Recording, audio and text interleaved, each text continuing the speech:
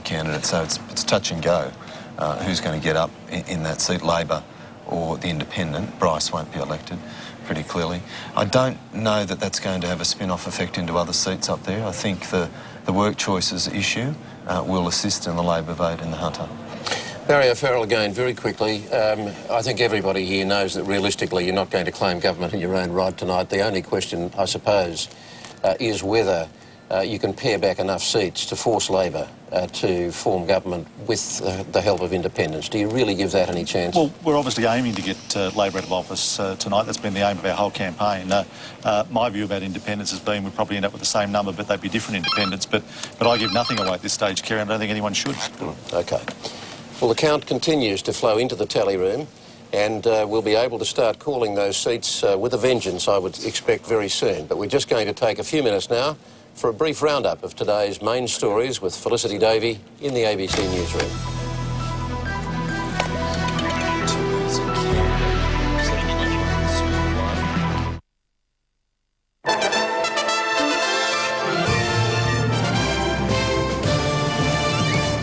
Thanks, Kerry. Good evening again. The United States House of Representatives has passed a bill calling for US troops to leave Iraq by September next year.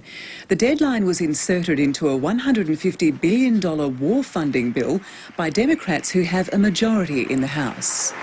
Proudly, this new Congress voted to bring an end to the war in Iraq. It took one great giant step in that direction. President Bush has vowed to veto the bill if it gets through the Senate.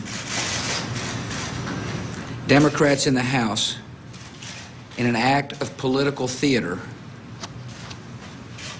voted to substitute their judgment for that of our military commanders on the ground in Iraq. But if the bill is stopped, it will also cut off funding for the troops, so the political dispute over the war is certain to continue. Iran has sparked a diplomatic row with Britain over the arrest of 15 Royal Navy personnel in the Persian Gulf. Tehran says the men were operating inside Iranian territory, but Britain insists the sailors and Marines were patrolling Iraqi waters. We've sought a full explanation of what happened and left the Iranian authorities in no doubt that we expect the immediate and safe return of our service personnel and boats. There was a similar dispute 3 years ago when 8 British sailors were briefly detained while on a training mission in the Gulf. The latest dispute comes a day before the Security Council is due to vote on extending sanctions on Iran over its nuclear program. Iraq's Deputy Prime Minister has been injured and 6 other people killed in a suicide bomb attack. The bomber set off explosives inside a compound where Salam al-Zubayi was attending Friday prayers. A car bomb also exploded outside the building. Mr Zubayi is a leading Sunni Arab politician who serves alongside Shia politicians in the Iraqi government. His injuries are not believed to be serious. The father of terror suspect David Hicks is on his way to Guantanamo Bay to attend his son's preliminary hearing before a military commission. Terry Hicks will be allowed to speak to his 31-year-old son before and after Monday's brief hearing. It'll be their first meeting in 2.5 years. And he will be changed. Yeah, he's going to look a lot older, I should say. He'll probably look older than I am. I'd like him to be able to bring him back, but that's not going to happen. As Mr Hicks flew out of Adelaide, his son's defence case was dealt a blow. A United States District Court judge ruled she has no jurisdiction to halt the military commission process against David Hicks. In Sydney, protesters took his case to the New South Wales election, handing out postcards to voters who live in the Prime Minister's federal electorate. Police in Jamaica say there's no truth to yesterday's reports of an arrest over the murder of Pakistan cricket coach Bob Woolmer. Investigators are still viewing surveillance videos of the hotel where Mr Woolmer was staying. They also want to interview anyone from the hotel who might have some information about his murder. It's our intention to inquire the whereabouts of as many people who were in the hotel at the time. And by that I mean anyone who was a guest in the hotel should come forward if they haven't been spoken to. Bob Woolmer's family has denied reports he was writing a book which would have exposed cricket match fixing by gambling syndicates on the subcontinent. But police say the possible involvement of betting rackets is part of their investigation. First it was Pakistan, now India is facing the prospect of an early exit from the World Cup after its loss to Sri Lanka this morning. India lost by 69 runs and will be out of the Cup if Bangladesh defeats the winless Bermuda on Monday. Needing 255 for victory, India fell well short with Muttiah Muralitharan starring for the Sri Lankan team. He took 2 catches and 3 wickets as an undefeated Sri Lanka toppled its group. Home team, the West Indies, also finished on top of its group after an 8-wicket win over Ireland. To the weather now. In the capital cities tomorrow, increasing sunshine in Melbourne and Hobart, showers for Sydney, windy with showers in Brisbane, thunderstorms in Darwin, and it should be mostly fine elsewhere. Now stay with us for the latest analysis and election coverage with Kerry O'Brien and New South Wales Votes.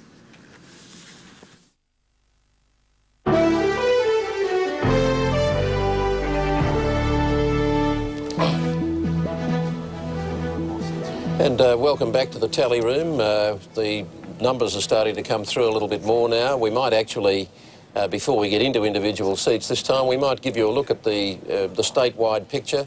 There's only 2.2% of the vote counted, but nonetheless, it's giving us a hint of things. Labor on 29.1%, and I should say that this is reflecting a strong rural vote at this stage. 19% to the Liberals, 28.1% to the Nationals because there's a strong bush count. Greens 10.2%, Christian Democrats 1.6%, and others, mostly independent, 11.8%. Now, Anthony, that is largely a rural and regional count. Yeah, we've got 5% counted in the country, 2% in the Hunter and Illawarra, and 1% in the Sydney area. We're seeing virtually no swing in the country. We're seeing a swing against the governor of about 3% in the Hunter and Illawarra, and against the governor of 4.5% in Sydney at this stage. Sydney's only about 1% counted, so that's not a reliable swing, but there's nothing particularly at the moment there indicating the government's about to be defeated. No. It's a matter, I think, from this point on, how many seats do they lose, but there's nothing indicating in anything we've seen so far that there's about to be a change of government. So I think we can say that at this stage. Well, let's get back to individual seats now, and that story will slowly and gradually unfold. Balmain in Sydney's inner west, Labor holds their seat with a margin of 7.1%, but a retiring local member in Sandra Norrie. Well, we've got the Balmain booth and the Lilyfield North booth, and this is a bad story for the Greens at this stage. Obviously, it's only one vote that they're behind the Liberals, but in Balmain and Lilyfield North, I wouldn't normally expect to see the Liberals outpolling the Greens at this stage. So Verity Firth, this is formerly the seat of Port Jackson, and Sandra Norrie is retiring. Verity Firth, who's on Sydney City Council, up against Rochelle Porteous, who's the Green from Leichhardt Council. At this stage, Labor's on 35. That's still a troubling figure for Labor. Now, I'll look at it in percentage terms. Sometimes it's easy to see that in the percentages, but that's 50-50 at this stage, but there's a lot more figures to come. And Peter Schmiegel's run a very strong campaign in that seat, so depending on how it breaks, we're not giving preferences to the Greens, but I think those figures reflect Peter Schmiegel's strength of campaign. But if the Liberals and the Greens are close, if the Greens finish third, then Schmiegel's not going to win. No, absolutely. And if Schmiegel finishes third, then the Greens aren't going to win. The point I'm making, though, is the Liberal vote in that seat is much higher than it's been in the past. That's very high. It is, you're quite right. Well, let's take a look at another seat where you've got the same syndrome, and that's the seat of Marrickville, held by Carmel Tebbutt, a minister in the Yemma government, with a margin of 10%, but again, potentially a strong Green challenge. Oh, this is the Prince Alfred Hospital booth. Carmel Tebbutt, the Education Minister, won this at a by-election 2 years ago up against Fiona Byrne, the Green. And as I think the Green this time, the one booth we've got is the Prince Alfred Hospital booth. It's largely used by a few locals and a lot of nurses, so I'm not exactly sure if it's a reliable booth, but 41% for the Labor, 17 roughly for the Liberals, 33 for the Greens. At this stage, we're seeing a swing to the Greens. That's not on a booth-by-booth basis. I would suspect that's probably a relatively good figure for that booth in particular, but that's not a reliable predictor of the result, but at this stage it's fair to leave it in doubt. Yeah, Kerry, you would have thought that if the Greens were going to pick up that seat, it would have been at the by-election last time. That was their real opportunity. And Carmel certainly campaigned extremely hard in that seat. So interesting to see. I think there'll be a swing away, but probably not sufficient for Carmel to lose. We might go bush again now, go to Ballina on the far north coast. This is a safe national seat with a margin of 9.4%. We won't do the two-party preferred on this graphic. I'll tell my operator because it won't work. Don Page is ahead of the Green. The Green's running second at this stage. In fact, I'll just leave the graphic at that point. There's no point going on because it might potentially stuff up the computer. The Greens are running second on a lot of small rural booths coming in. There's a lot of alternative communities in the back of the Byron Shire, their area. And at this stage, they're not a reliable set of figures. I think you'll have to wait for a while on that one. But Don Page is the Deputy Leader of the National Party. And historically, there's a high, above average Green vote there, and Don manages to hold each time. Now, we've got a flash, Anthony.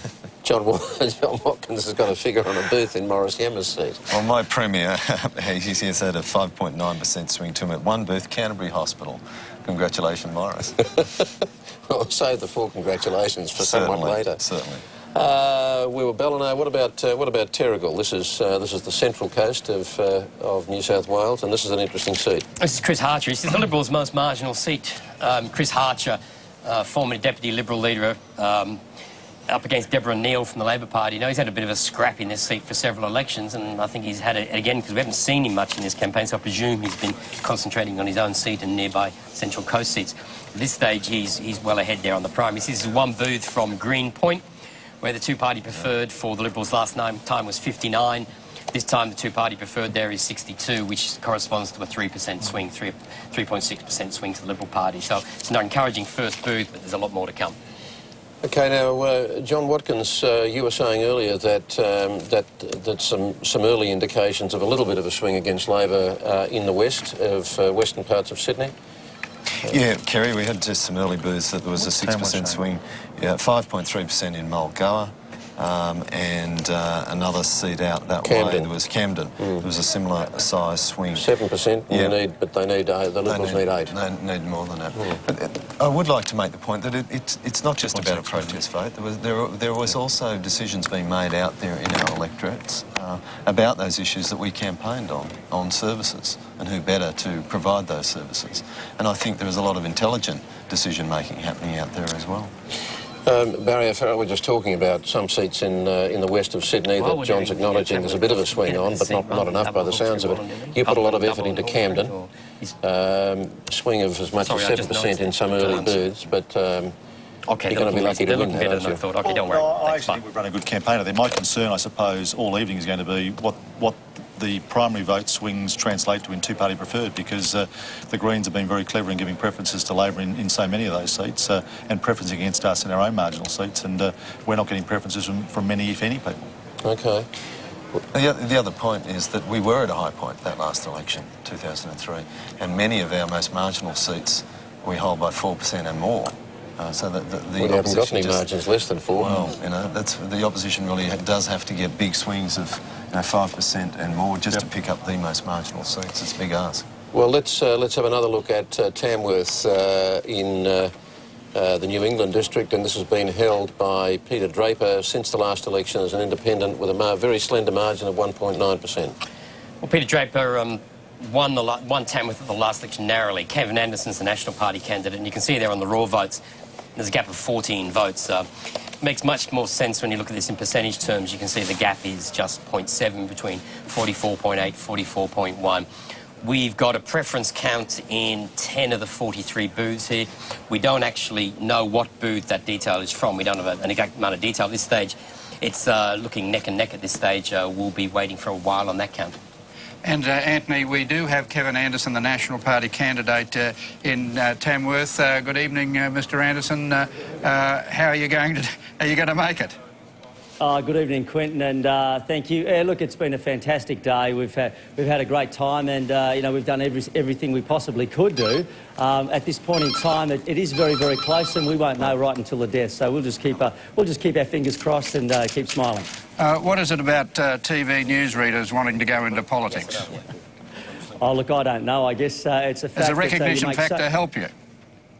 Oh, look, there's been high recognition, of course, but the community and the electorate have said, look, that's not enough. We want to know what you stand for. We want to know what issues you're able to bring to the surface. And we've looked at water, health, law and order and education. So they want to know that there's some substance behind that. They want to know there's some credibility, and hopefully we may have been able to do that. Did the Yemmer government help Peter Draper on the water crisis for Tamworth in particular? Did that make any impact in support of Peter Draper? Because there's this conspiracy theory going around that the independents are being propped up by the Labor government.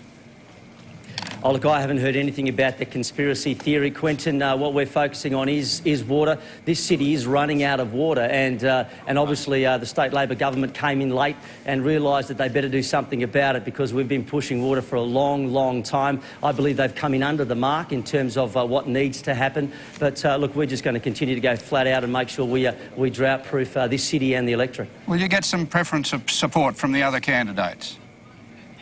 Oh, look, I think the Christian Democrats normally preference the Nationals, but you know, if it's going to be very, very close, preferences will come down to the wire. I know the Greens are preferencing the Independent, and so is Labor. So, you know, we've got a tough battle ahead, and there is no doubt about it, it's going to go down to the wire. But you know, we've had something like 250 booth workers out there today, and great volunteers, and today we campaigned all the way to 6, and you know, it was just a wonderful feeling out there, and to have the community behind you like that, it's very humbling.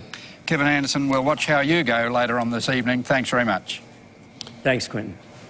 OK, now the vote is picking up, and we've got quite a few seats. We can get a decent run on here and hopefully build a picture of what's going on. We'll go to Dubbo in the central west, that important rural hub in New South Wales.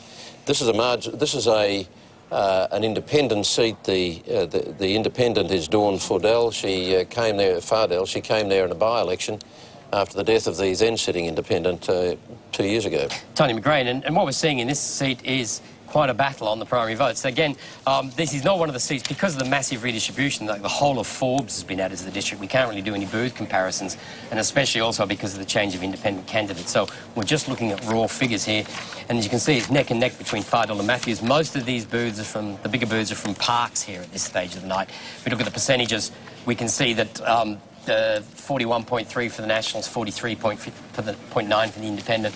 Labor preferences at this stage push the Independent slightly ahead. But at this stage, that's not I don't think that's not a seat we could call at this stage. That's definitely in doubt. OK, the seat of Hawkesbury, where that interesting battle is going on. On paper, it's held by the Liberals with a margin of 14.6%, but in Stephen Pringle, you've got a tricky Independent, formerly Liberal, and we've got quite a bit of the vote counted, I think, Anthony. 11% counted. Yes, I might have to look at Hawkesbury again. I might have a look at Dubbo again later. I'm concerned about one or two of the figures there.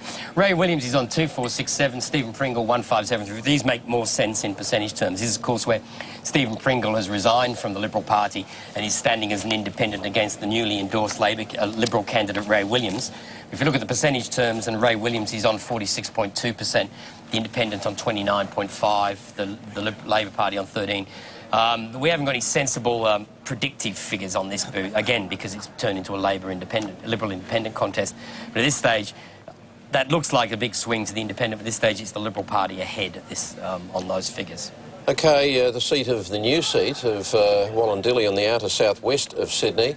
On paper, it's a Labor seat with a margin of 4.6%, and the Labor candidate is the Mayor of Wallandilly, Phil Costa. We've got a selection of the rural booths at this stage, Buxton, Cawdor, Douglas Park, Mount Hunter, Orangeville and Silverdale. And Sharon Hilton is well ahead on the primary votes from Phil Costa, the Labor Party candidate. But of course, what's to come is a lot of the booths around the southern end of Campbelltown. When you look at the percentages, you'll see that the Liberal Party is well ahead on the percentages, but we're seeing something slightly closer when we know what booth the information is from. We're at this stage saying there's a 2.4% swing to the Liberal Party. At this stage, the Labor Party is staying ahead. That's not enough. They need to get twice that swing. There's a bit more to come. We haven't got any preference cards. I know there's a 10% vote there for an Independent. I'm only estimating preferences at this stage. I may have got those figures wrong. So that may be, with 10%, I could have got, I don't know whose stew it is, I could have got the preferences wrong there. Now, the seat of Menai, again, the southwest of Sydney, and on paper, this is a safe Labor seat, the margin of 8.9%. The sitting MP is Alison McGarity, but it had potential to be interesting. For instance, the desalination plant was an issue there. This is Sandy Point, which is, from memory, I think it's the last booth as you move west across Sutherland Shire. There's only a relatively small number of votes, 145. Just look at the percentages and we'll go on through these. I don't think you can make a prediction from this. At this stage, it's saying there's a 10% swing against the Liberal Party, but you can't make a prediction based on that one booth. If you can see the two-party preferred swing there, you can see there's a 10% swing. The Liberals are ahead. That's in doubt.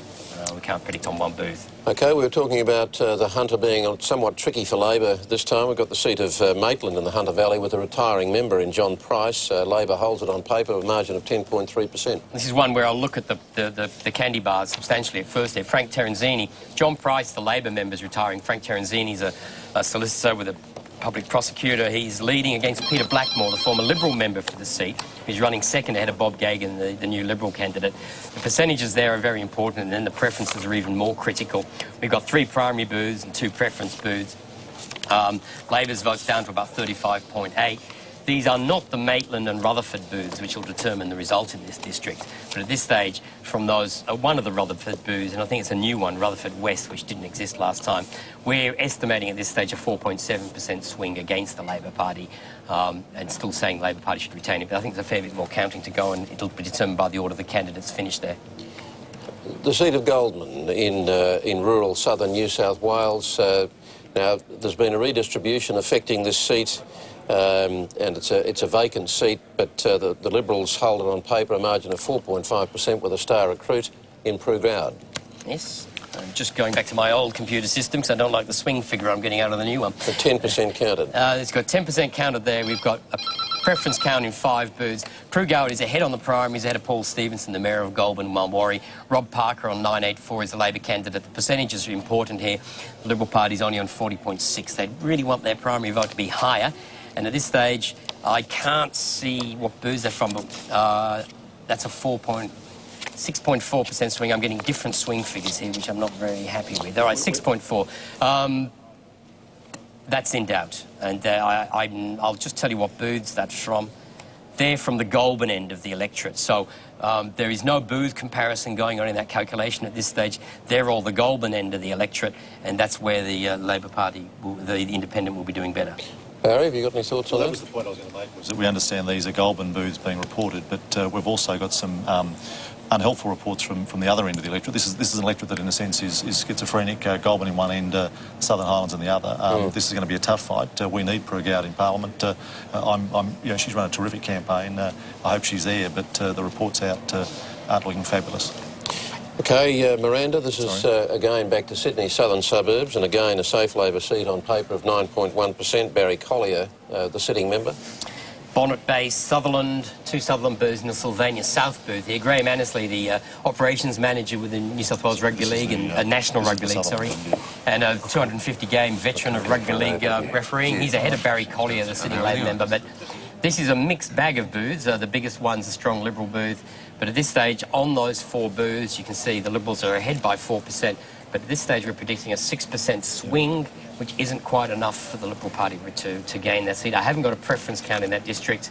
Just having a look at it, there's not an awful lot of preferences. So I don't think my preferences will get that one wrong. That 6% swing looks relatively good for the Liberal Party, but not enough to win the seat. John Watkins, on what we're seeing so far, what's your sense of what's happening?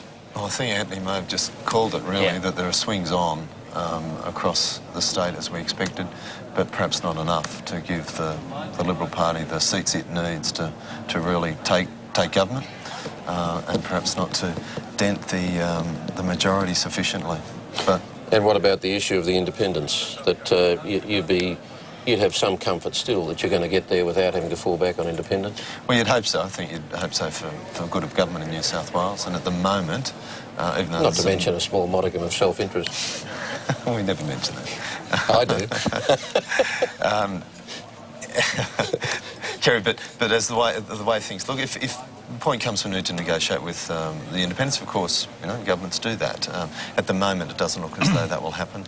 And those 2 seats down at Menai, Miranda and Southern Sydney we'll have to watch very closely. The late mail to us was that Menai was going to be problematic for us, but not Miranda, which is very difficult to understand because they sit together, they're similar.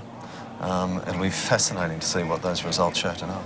Barry O'Farrell, what's your overview from what we've seen so far? Well, as I say, we're going to get a 6% swing in Sydney, and not pick up a single seat. There's a couple of seats in the country that will fall to the National Party but not pick up. My concern's always been that we get a primary vote protest against the Labor government. That doesn't translate into seats because of the preference deals that have been done. That's always been our challenge, and that's what we look for through the night. But I agree with John that we've got these odd results where Menai is looking better than Miranda at the present time, and the Menai results that have been reported to me cover both the Liverpool end of the electorate and also the Sutherland end of the electorate. I'd be prepared to call the election. The government's back. There are, at this stage, only one seat they've lost. There's no other seats they're behind in. And the seat they've lost is? Tweed. There's only, and that would I'd still wait on. There's nothing else they're yet behind in against the coalition. On that basis, they might lose one or two on figures to come in or preference counts, but there's certainly no sign of them losing the election. In fact, there's no sign yet of them losing many seats. So there is quite a tussle going on between the National Party and the Independents in some rural seats. But equally, to be clear, no likelihood in your view that Labor would have to fall back on Independents for support, that they will be back comfortably in their own right? None whatsoever. There's no sign of them losing many seats at all. John Watkins? He's allowed to say that. You're not quite allowed to say that yet, are you? And, I mean, we always say this at this stage of the evening, but when you look at still the low percentages, I'm a nervous Nelly when it comes to these things. I'd like you should trust our computer more. Both our computers, Anthony Green and the one in front he's of him. He's a robot, he's not a computer. Laptop's more personable. I'll let him respond to that. I didn't hear that. He suggested your laptop was more personable, Anthony. It's got more personality, some people say. Don't take that as a challenge. Now, we've been hearing the Liberal and Labor perspective here on the panel, but I'm going to go to Lee Sales on the floor of the tally room to hear a national perspective from Duncan Gay. Thanks, Kerry. Duncan Gay is one of the longest-serving members in the New South Wales Parliament. He's been in since '88. Duncan Gay, Anthony Green's just called it for the government. Does this square with what you're hearing from out there in the field? Oh, well, Anthony Green at least waited till the polls had closed this year. He always tries to be the first. No, look, it doesn't equate with what we're hearing. Our scrutinies are telling us on a booth-by-booth basis we're well ahead of where we were last year. So give me a sense in particularly the National Party seats, how are you faring? Look, we're happy in Murray-Darling. We're confident we're going to do well there.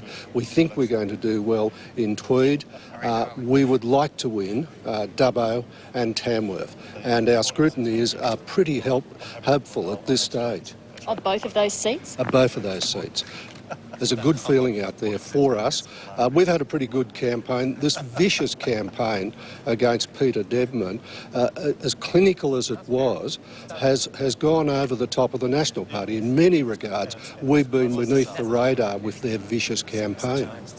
In terms of the National Party, have you felt let down by the campaign of your coalition partner? No, not at all. We run our own campaign, and as such, Andrew Stoner is the head of that, and he's been just fantastic. And every one of our guys has been terrific. All our candidates, we're fairly good. The Independents and the Labor Party, for example, targeted us in Orange. And have a look at the results that are in so far in Orange. Russell Turner is going to come back with a huge win. But really, given how on the nose this Labor government is, shouldn't it have just been an absolute walk-up for the coalition? And why hasn't it been?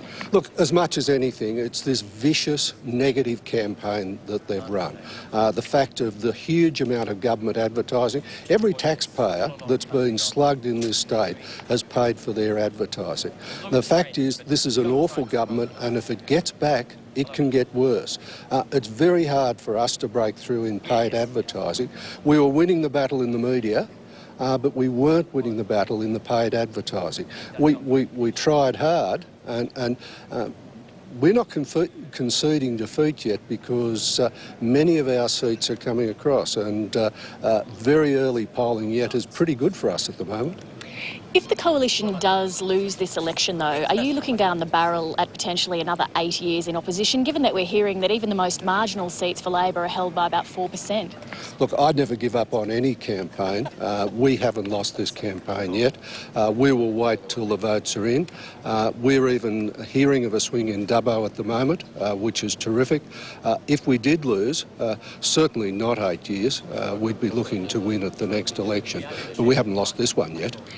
Does Peter Debnam need to go as opposition leader? No, that's not a decision for the National Party. That's a decision for the Liberal Party.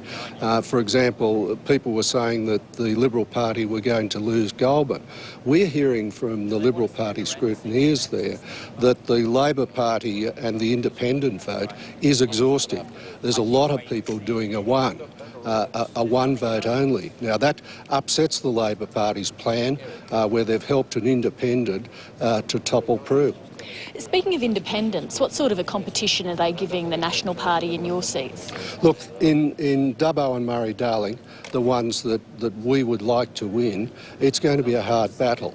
A lot of people are upset with the government and they say, well, it's the easy choice, we'll go and vote for the independents and then we've told the government where to go. Well, the problem is when they vote for the independents, they don't vote to change the government and that makes it hard for us.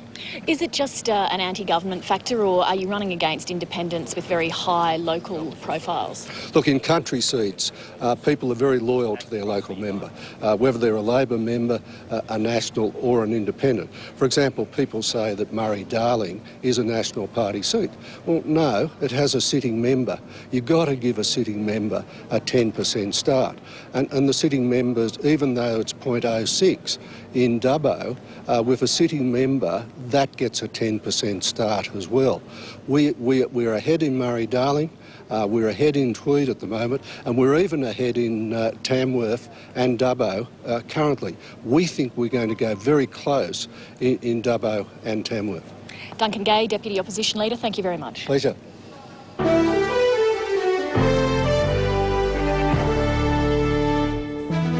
7:30, it's an appropriate time to take a step back, perhaps take a wider perspective, look at what's happening around the state. There's just short of 10% of the vote counted around the state, and these figures are a little bit misleading because there's a heavy weight of rural and regional count in this. Labor 33.3% of the primary vote, Liberals 24%, Nationals 18.6%, Greens 9.5%, Christian Democrats 1.9%, others, mostly independents, 12.6%. Now, if we look at the trend graphic, which will show where the swings are, and again, I'll stress, these are somewhat distorted by a high regional vote. Labor swing away of 9.3%, Liberals swing away of 0.7%, Nats 8.9%. That's not going to be the final picture by any means, but the strong national vote is reflected in the fact that there has been a strong regional count. Certainly, we've got a 16% counted in the country and only 6% in the city, so that's where that sort of peculiar-looking graph comes from. We can now have a look at the chamber, of course, which is probably, you know, the thing that the bums on seats that everyone waits for all night. At this stage, we're definitely giving Labor 47 seats. We said that's already a majority for them, 19 for Liberals and 13 for the Nationals with 4 others. We're prepared to add a couple of extras. I think we're adding 2 more likelies, which gets Labor up to 49. So that leaves 49, 59, 68, 81, about 9 seats in doubt. So I think there's a few more seats to come, but that's got the Liberals and Nationals back to where they're going. Most of the seats in doubt seem to be between Nationals and the Independents at this stage. There's a few tussles on around the state. OK, but there are still some interesting seats around the city, and we looked at the seat of Miranda a short while ago. This is a safe Labor seat on paper of 9.1%. Not so safe the way it's travelling at the moment. I think John Watkins said that one booth is showing a swing away from Labor of about 8%. Anthony, what are the figures more broadly saying? Well, I don't know if whether the booths I've got include the one John's talking about, but at this stage we've got 4 booths in. We've got a preference estimate count, and we're seeing Labor on 45.8%, the Liberals on 45.8%, Barry Collier on 40.4%. We're factoring in the 4 booths. That information is from Bonnet Bay, Sutherland Miranda, Sutherland North and Sylvania South.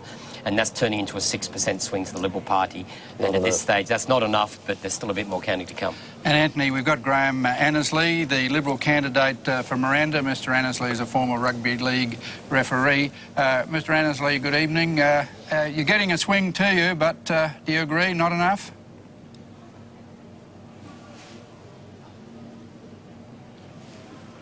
Yeah, we're going to obviously have a bit of a problem there, but we'll endeavour to keep Mr Annesley on standby until we can get the audio to work there. But in the meantime, we might continue the seat run and take a look in that potentially troubling region for Labor and the Hunter.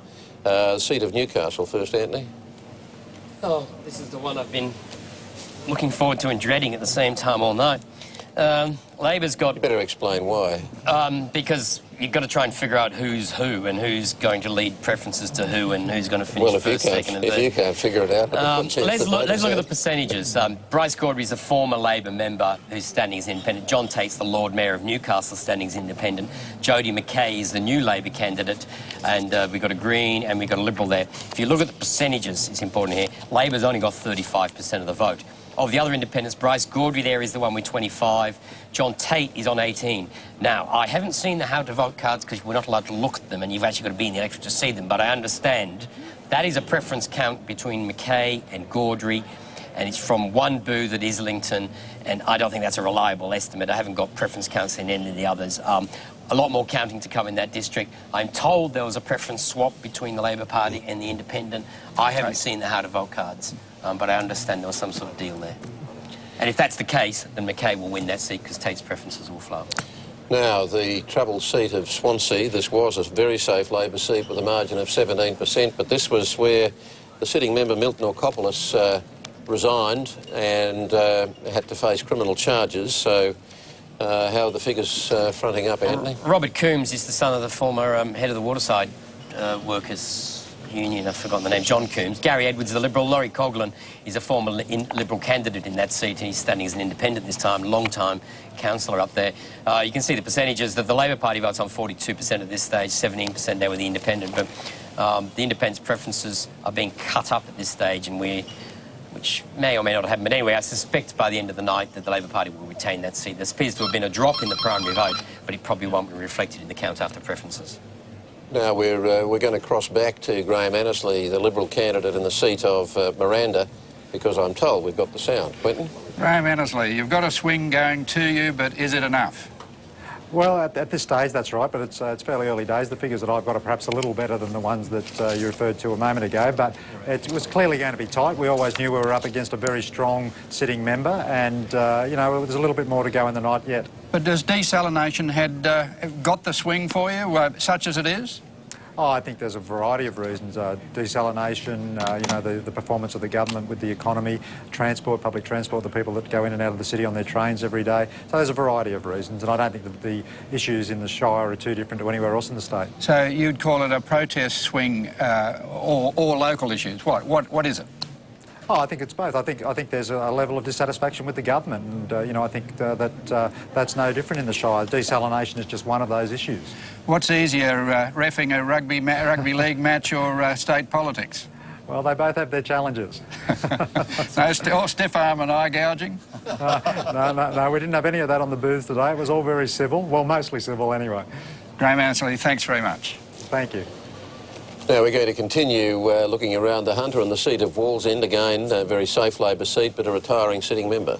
Well, John Mills is retiring. Sonia Hornery is a councillor on Newcastle City Council. She's well ahead there from James Harrington, the Liberal. The percentages will reveal what's going on here. Is that the Liberal Party is the Labor Party. The Labor Party. If you look at the percentages, I'm sorry, I've just lost my computer for the moment. Here we go. The Liberal Labor Party is on 52.5. There'll be no difficulty going on to hold that seat. It's a very safe Labor Party seat. The only difficulty the Labor Party had was just the loss of the sitting member factor. Now, the seat of Upper Hunter, this is getting out of the kind of industrial belt more, and this is a safe national seat, the margin of 17% for George Souris. Oh, George Souris is romping home, no difficulty at all. He's well ahead. He's picked up Singleton in this redistribution, which has been voting Labor for the last couple of elections, but now he's back in a National Party seat. I suspect it will revert to his former nature. And it says George Souris has no difficulty being re-elected. OK, let's come back to the Sydney metropolitan area. We were talking a little earlier about the seat of Manly, held by David Barr as an independent for 2 elections now. This is his third. Very marginal, though, 1.2%. Well, this is interesting. We haven't got any preference counts. Mike Baird is ahead and David Barr is running second. I would expect that to happen. That's the way it's been every election for years now. The question is, can David Barr catch up on preferences from the other candidates? At this stage, we've got 4 booths. We haven't got any preference counts. We can't do a booth comparison. And at this stage, we're predicting that Mike Baird, let me think, 2 of these are independent booths and 2 of them are Liberal voting booths. We've got the Liberal Party ahead. That's in doubt. We'll be waiting all night for the result in Manly on those figures. Any thoughts, Barry? We have 6 booths in. It reflects that we're ahead, but far too close to call.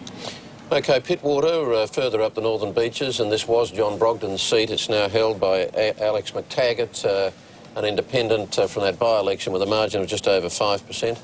This is looking substantially better for the Liberal Party.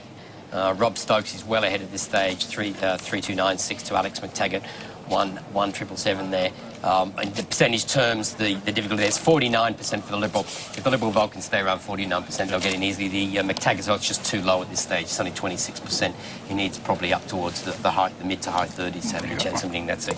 Barry O'Farrell, seems a long time ago since that story broke around John Brogden and the tragedy of what happened and the loss of that seat to the Liberals, but you must still shake your head somewhat at what happened there. Well, you know, that seat, the outcome of that by-election was related to those extraordinary events 18 months ago, and I'm not surprised, given that we have a candidate who's worked hard, who previously worked for John, who's supported by John Brogden, that we're seeing some good results. And Rob Stokes, if he makes it across the line, I certainly hope he does, will be a good contributor to the parliamentary team. Do you think your party learnt anything from that, from what happened to John Brogden? I think the party learnt out of that and out of the Pittwater by-election that we had to do things differently, and you know, that's part of the judgment being made this evening. We might talk a little later about some of the other aspects that arise from that. Lane Cove, the seat of Lane Cove, marginal Liberal seat with a margin of 2.8% held by Anthony Roberts. Well, I don't think you'll have any difficulty holding this seat on these figures. These are mainly from the Greenwich Lane Cove area in the district, some Chatswood booths. At this stage, he's up above 50% of the vote. Anthony Roberts, 51% of the primary vote. Labor's only 22. With a lot of talk of what might happen, but Hunters Hill and Gladesville Central are still to come. And I'd say on those figures, Anthony Roberts is home and hosed. I've only got a preference count in 3 booths, and 2 of them are dodgy booths which have changed the redistribution, and one's Royal North Shore. I think that swing figure might be a bit high, but I think the primary vote indicates that he's got no difficulty holding. But this is a seat in which not only has development loomed large, but also, you know, it has the Lane Cove Tunnel, which has been part of the campaign chatter in this campaign. Did a shadow of something fall across your face there, John? It did. How anyone could ever suggest that the Labor Party should hold seats that hold Hunters Hill, Putney, Lane Cove, and this is heartland Liberal. You held one, you know? But these are heartland seats that, like the seat of Bennelong, can I say, Kerry, have moved westward, and you know, yes. The further west they go, the more difficult they become to hold. And that's a good result for Anthony Roberts, and he's worked hard over 4 years. Okay, well, look, one of the John Watkins was talking earlier about a swing away from Labor in the west. We might take a look at the seat of Penrith. Not particularly safe necessarily, with a margin of 6.6%. How's that looking, Anthony? Well, there was a surprising swing of 10% against the Labor Party at the last election with the retirement of Faye Lepoe. And I understand it wasn't entirely just the retirement of her caused this problem, but Trisha Hitchin, the Liberal candidate, is quite a good candidate for the Liberal to have picked in this seat. And at this stage, she's well behind, 47.8 to 32.4. We've got no preference count, but we have 5 booths there, and we know where they're from, and we're predicting at this stage a 4% swing to the Labor Party, and Karen Palazzano should hold that seat.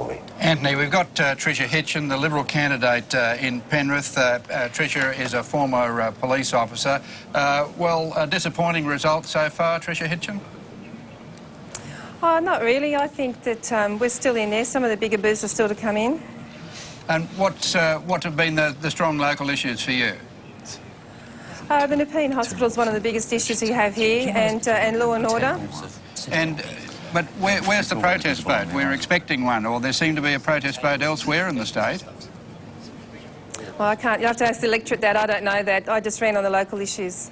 And as the government really tried to help Karen Palazzano prop herself up in that seat? Look, she had an enormous amount of help out here this week. Yes. Like what? Well, Kevin Rudd came out to Penrith. That was interesting, and we've had a large influx of union people out here this week. Is Work Choices, John Watkins, the Deputy Premier, says that Work Choices is helping to consolidate the Labor vote. Is that your perception of what people have been talking to you about as you moved around Penrith? No, actually, when I've been door knocking, it's been the local issues that we've been talking about. I didn't think that Work Choices would be the issue that would push the vote here. And what about the Rudd factor? The Rudd factor? I don't know, because I didn't see him. I don't think anybody other than the party faithful did see him in Penrith. And what about Peter Debnam? Was that helpful? I know there was attack ads against Peter Debnam. Did Peter Debnam help you in any way as far as moving the hearts and minds of the people of Penrith? On the service issue, on the failure of government? Look, Peter came out here a lot. He's the Shadow Minister for Western Sydney and he spent a lot of time out here. He met with a lot of people and I think he was good out here in Penrith. Tricia Hitchens, thanks very much. Thank you. Now, we're going to continue our seat run. We've got some interesting seats in rural and regional New South Wales. The seat of Tweed, which is Labor's most marginal seat, held by Neville Newell with a margin of 4.1%. Anthony? We're seeing a lot more action in some of the rural and regional seats, and this is one of them. Up in the far north coast, this is a seat Labor tried to win for decades and then finally won it 2 elections ago, and at this stage they're struggling to hold on. The National Party there on 42.5, Labor 35, the Greens 13.7. There's an couple of independents with a few votes. At this stage, we're seeing a swing to 7.9%, and that's with 4 of the 23 booths with a preference count. It's saying a net gain. I'd always be slightly more cautious, but that's certainly a very encouraging early result there for the National Party. OK, Anthony, we might take another look at Dubbo in the Central West. There's about 23% of the vote counted. This is held by Dawn Fardell. With a very tight margin of 0.3 of 1%. She won this in a by-election in 2004. Well, these figures are interesting. Dawn Fardell there is ahead. Greg Matthews, who's a former mayor of Dubbo. Labor Party picked a 20-year-old apprentice as the candidate there, clearly trying to make sure the Labor vote was as small as possible. If we look at the percentages, you can see why it's a neck-and-neck contest here. The Independents on 44.5, the Nationals 41.9. There'll be a few preferences favouring Fardell from the Independent. And at this stage, it's looking like a 4.3% swing to the Independent, but to be honest, all the Dubbo booths to come, they are areas that she represented for the last 2 years, so I presume that she will do well again in Dubbo, in which case she would go on to win that seat. OK, we might take another look at the seat of Goulburn. This is another one of the interesting regional seats. It's left vacant, but with an interesting and high-profile Liberal candidate in Prue Goward, who missed pre-selection for one of the safer metropolitan Liberal seats of Eastwood, I think it was. Eastwood?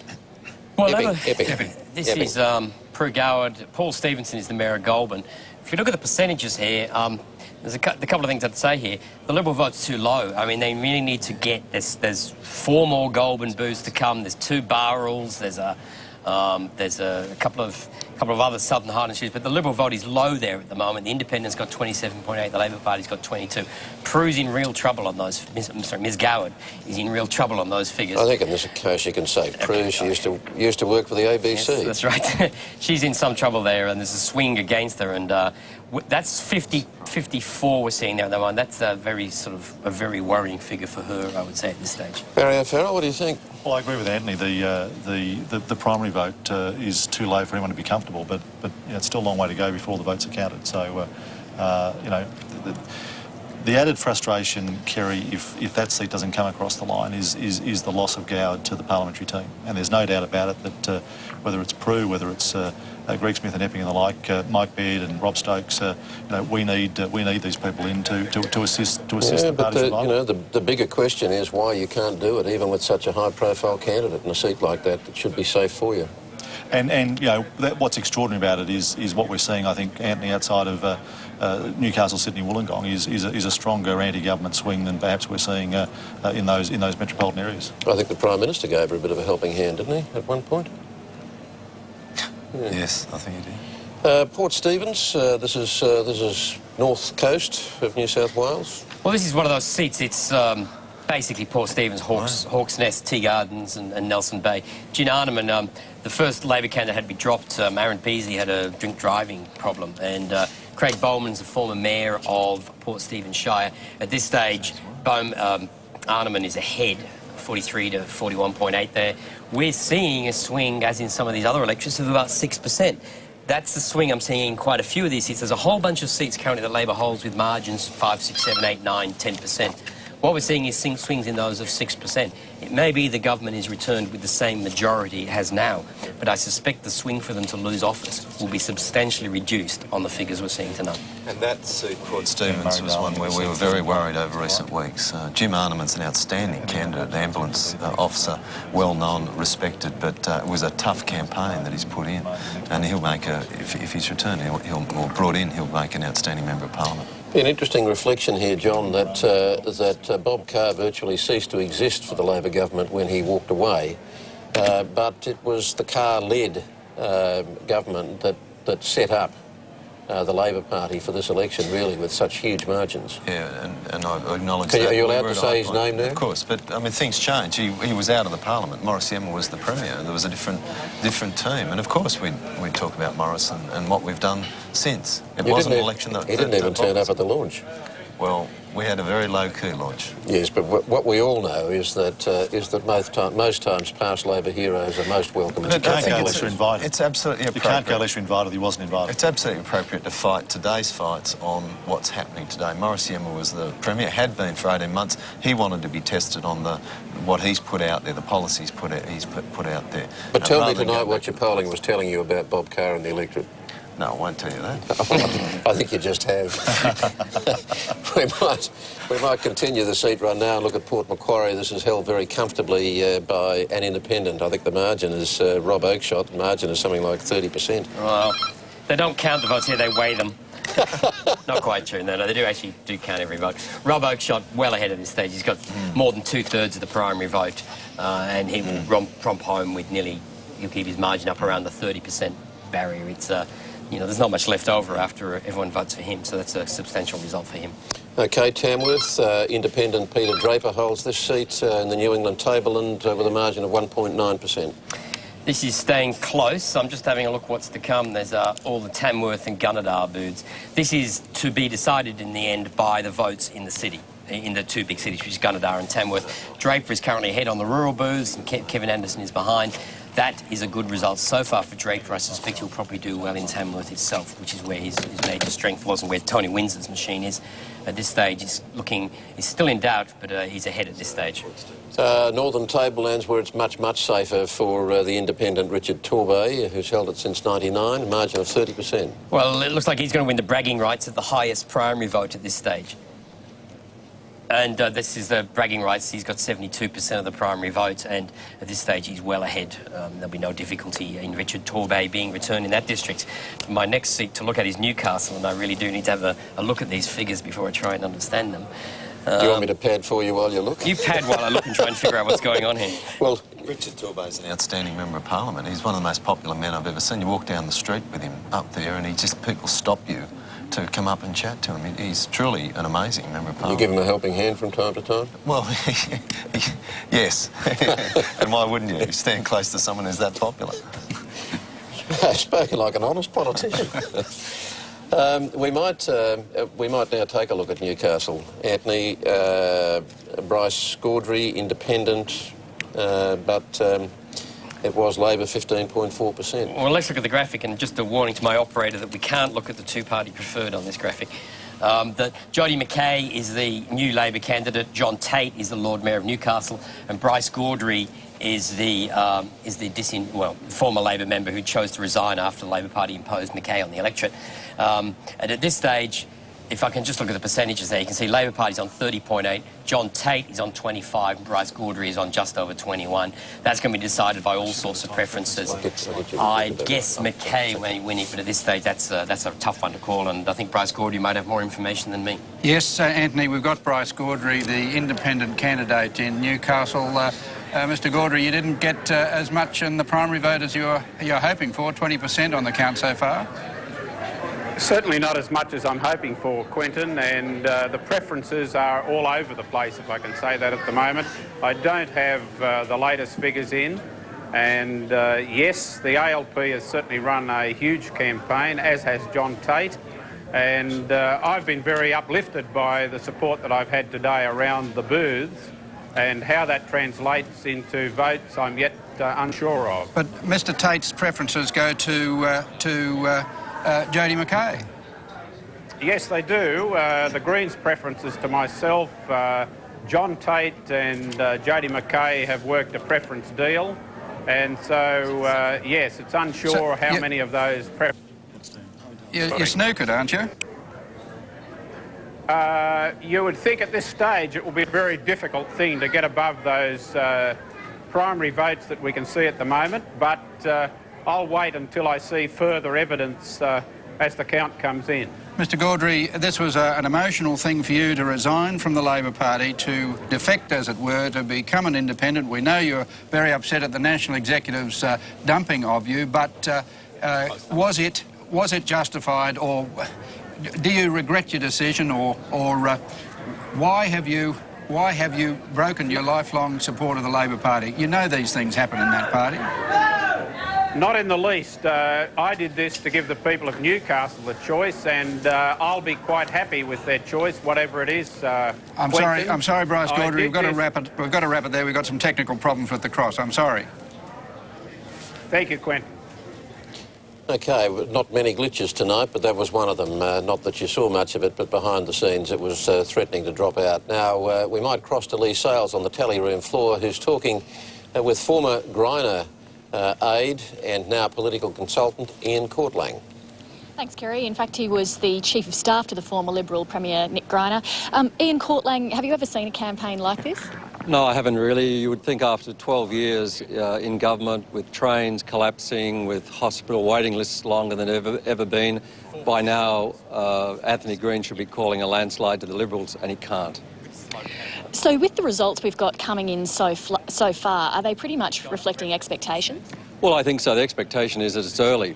The expectation was that there wasn't going to be a great swing against the government. That seems to be holding out.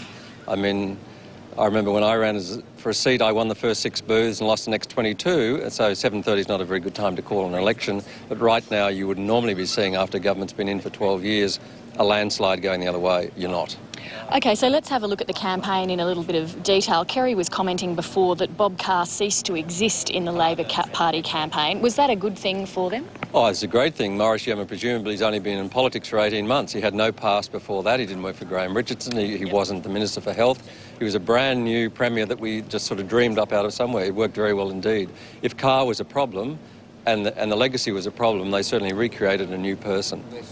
What about with the Liberal Party campaign? We've heard a lot about what a failure it's been. Just specifically, what do you think they did do wrong? I think it began to lose momentum before it started, and that's when they went a bridge too far against Bob Debus. If you had a look at the polling at that time, Libs were beginning to win. Ministers were resigning or being found out as pedophiles, or accused of that at least. Ministers had speeding tickets, but they went one step too far, and I think the electorate out there sort of said, enough already. So there was a momentum stopper. The second momentum stopper, I think, was last Friday, or the Friday before last, when they put the white flag up saying, no, we concede. And then on the following Wednesday, they said, no, not really. We actually think we're going to win. So I think there are two great momentum stoppers. Every person running against an independent, be it in Manly or be it in Tamworth, shrieked with horror when they heard that Friday. And that weekend, I think a lot of calls were made, and it was reversed. But there are two great momentum stoppers. We should tonight be seeing what we saw in 1988, a comprehensive win for a Liberal government after 12 years of a failed Labor government. We are not seeing that. So can Peter Debnam survive that? Well, that's for the party to decide, and I dare say that's the language that he'll use on Sunday as well. I think that Manly's looking quite good. I think young guys like the young Baird and their son of Bruce, Michael Baird, are the sort of people they've got the nursery they now have to nurture for the future. This may not be a 2011 push, this may be a 2015 push. How do you think the Liberal Party would have performed if John Brogden had remained on as opposition leader? I think a lot of guys in the upper house now should be sitting back feeling very bad about themselves. It was the Liberal Party that stopped the Liberal Party momentum. It was not the Labor Party. I think that if Brogden had stayed on, Piccadello's, whatever he was doing wrong, still doing it wrong, tonight it would be a very different result, and you have a whole bunch of Liberals in government tomorrow. No, it looks as though you're not going to have that, and I think the people who like crypto politics within the party have a lot to answer for, and they should be dealt with. Ian Courtlang, thank you very much. Thank you.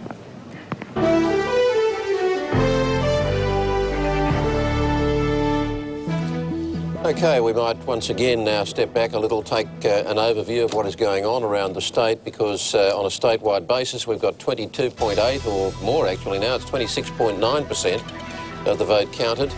We're a little ahead of the graphics here, but Labor in primary terms 37.6% of the vote, the Liberals 25%, the Nationals polling well, it seems 13.2%, although that vote is somewhat stacked more to regional and rural New South Wales. The Greens 8.9%, Christian Democrats 2.1%, others, mostly independents, 13.1%. Now, if we look at the statewide trends, a swing away from the ALP of 5.1%, to the Liberals of 0.3%, to the Nats of 3.6%, Greens 0.6%, the Christian Democrats 0.4%, Independents 0.1%. What is that telling us, Anthony, if we...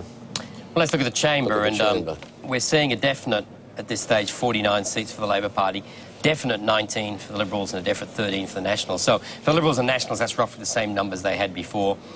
We can add a couple of likely seats, which gets Labor up to 50, gets the Liberals up to 20. And at this stage, we're predicting, which is making some allocation on those other ones, Labor 52, Liberals 22, Nationals 13. So at this stage, we're predicting a loss of 3 seats for the government. At this stage, it's a bit hard to pin exactly what those 3 seats are, but the trends in certain seats do seem to be indicating.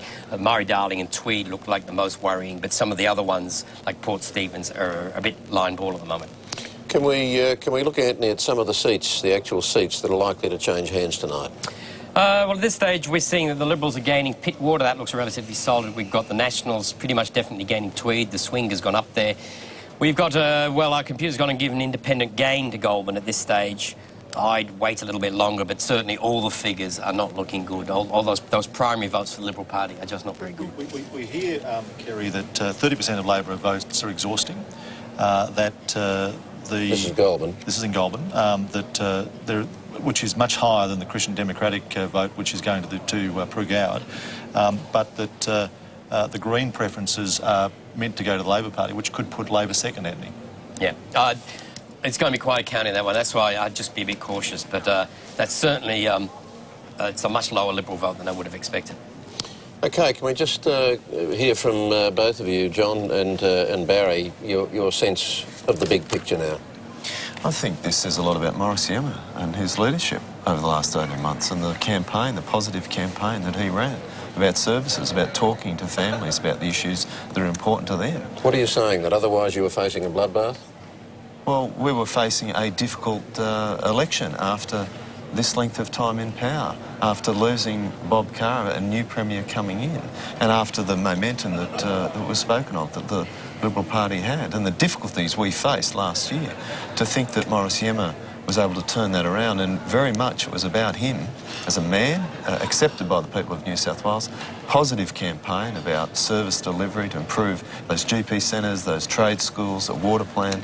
I think a lot of this is as a commitment to Morris Iemma as an outstanding man and politician. Puts a big weight, big responsibility in his hands now, doesn't it? Always because these voters are going to judge him and you and the rest of the Labor team very harshly at the next election. It may be 4 years away, but you would well remember Paul Keating, who won in 93 when voters didn't necessarily want him to win in 93, and they certainly repaid him in 96. Well, I'm not calling this election yet. No. Morris is up to that. He's an outstanding man. I think the people of New South Wales have got to know him and they admire and respect him, as I do.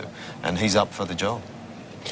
Barry O'Farrell, your overview of what's happened tonight so far and where it's going. Well, I think it is probably about Morris Iemma, Kerry, the fact that the Labor Party chose someone who'd been part of the team but not someone who'd been in the public limelight to that extent, someone who they were able to fill in a positive way, and someone who they were able to base almost $100 million positive advertising campaign around, which was suggesting that, although he wasn't Bob Carr and he gets marks for that, we're going to do better in the future. And I suppose what's disappointing for me is that that's been the mantra for the last 3 elections, and we've never seen any improvements in between time. So we'll see what the final judgment is. Very big questions for the Liberal Party. Very big questions around your leader. Well, I think when you've had a leader subjected to the most negative campaign directed against him personally in this state's political history, it's not surprising that he's taken some skin off his hide. The reality is Labor's campaign made him very unpopular. The reality also is, though, that he withstood that. He campaigned day in, day out. You're saying that Peter Debnam should take no responsibility for losing this election? No, look, we all share responsibility when we lose. It's only leaders who win who get to claim all the credit. The reality, though, is that Labor ran a very personal campaign against Peter. It's been unprecedented in this state at a state level, and it's had a big impact. OK, well, in fact, once again, might be a good time to hear from the Nationals and Nationals leader Andrew Stoner is standing by at Liberal headquarters. Kerry, thanks. Andrew Stoner, the leader of the Nationals, you're the hope of the coalition side by the looks of it. Can you take me through some of the seats, Tamworth, Dubbo, Orange, just quickly, Tweed, Monero, Murray-Darling? Sure, Quentin. Well, obviously, we're looking very strong in both Tweed and Murray-Darling. We're in the hunt in Tamworth and Dubbo. We've also, I think, staved off a very strong challenge from independents and Labor in seats like Orange as well as Barwon, and a couple of seats on the coast in Coffs Harbour and Myall Lakes. So at this stage, a pretty good result for the Nationals, I think, reflecting the fact that, generally speaking, country people would have liked to have seen a change of government. And so there was a protest vote that helped the National Party against the challenge from the independents? Well, I think the fact that we ran extremely good local campaigns with outstanding local candidates backed by some very solid policy for country people was probably the measure of our success. The independents threw everything at us, the Labor Party threw everything at us in the seats that we currently held, and to look like gaining 2 or 3 or maybe even 4 seats, I think is an outstanding result for the Nats. Mind you, we didn't face the same sort of negative advertising campaign, the attacks on Peter Debnam. We didn't face the same sort of challenge in country seats. So I think, once again, a good result for the Nats in the face of a pretty strong challenge. You're very sympathetic to Peter Debnam. Are you sure that some of the dissatisfaction was showing up before this new modern attack ads, American-style attack ads? Do you sure that sympathy for Peter Debnam is justified? Should the, as Ian Courtlang said earlier, there are momentum stoppers in that, which would make you, surely, as a strategist, think twice about the way your campaign was conducted, particularly late last year? Well, sure, Quentin. I think with the benefit of 2020 hindsight, probably both sides of politics would have managed their campaigns differently. Look, the fact is there has been a strong swing against the Labor Party, and I think the Labor Party would look at the result and say there were some things we could have done differently. Sure, on the coalition side, Liberals and Nationals, there were some things we'd probably do better next time around. So, look, let's learn from the experience. I think we'll be in a particularly strong position over this term of government to hopefully turn things around in 2011. Andrew Stoner, thanks very much. Pleasure. Now we're going to continue our seat run, and we'll come back to the southern Sydney electorate of Miranda. This is one that was reasonably safe for Labor with a margin of 9.1%. Barry Collier, the sitting member. Well, we've had a look at this several times. Barry Collier versus Graham Annesley. Again, Annesley's still leading on the primary votes there. We've got a preference count now in 5 of the 19 booths in this district. There are a few preferences there from minor parties, and those booths are still showing a swing of roughly the same order. That's 7.2%. It has snuck up. It's been sneaking up slightly with each booth coming in. Whether it's going to get to 8.7%, that still doesn't look like it's getting there. Labor's ahead. It hasn't given it away this time. That's coming back into the more doubtful territory, but that's still a swing. This is, once again, like a number of other seats, not quite getting there. Now, I was going to come to another tricky one of Menai, but we might go to Heathcote first. This is out of the southern suburbs. Labor holds this. The existing margin was 12.3%. Maybe it'll be slightly less, but they'll still hold it. They'll still hold it. Those early figures had the Greens well ahead, but that was some smaller booths from the Illawarra. Now there's a substantial count coming in. Labor's going to preferences in this seat.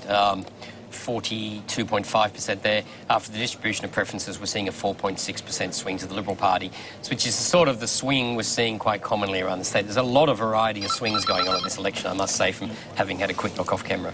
Menai, though, slightly different story, was, again, relatively safe Labor, a margin of 8.9%. Menai in the south and southwest of Sydney, held by Alison McGarity for Labor, but a reasonably big swing there tonight. I'm relying entirely at this stage on primary votes. I haven't got any preference counts at all, but I do have 13 of the primary booths, and Labor's well ahead, 48 to 40 on the percentages on the primaries. And at this stage, we're turning that into a 7% swing to the Liberal Party.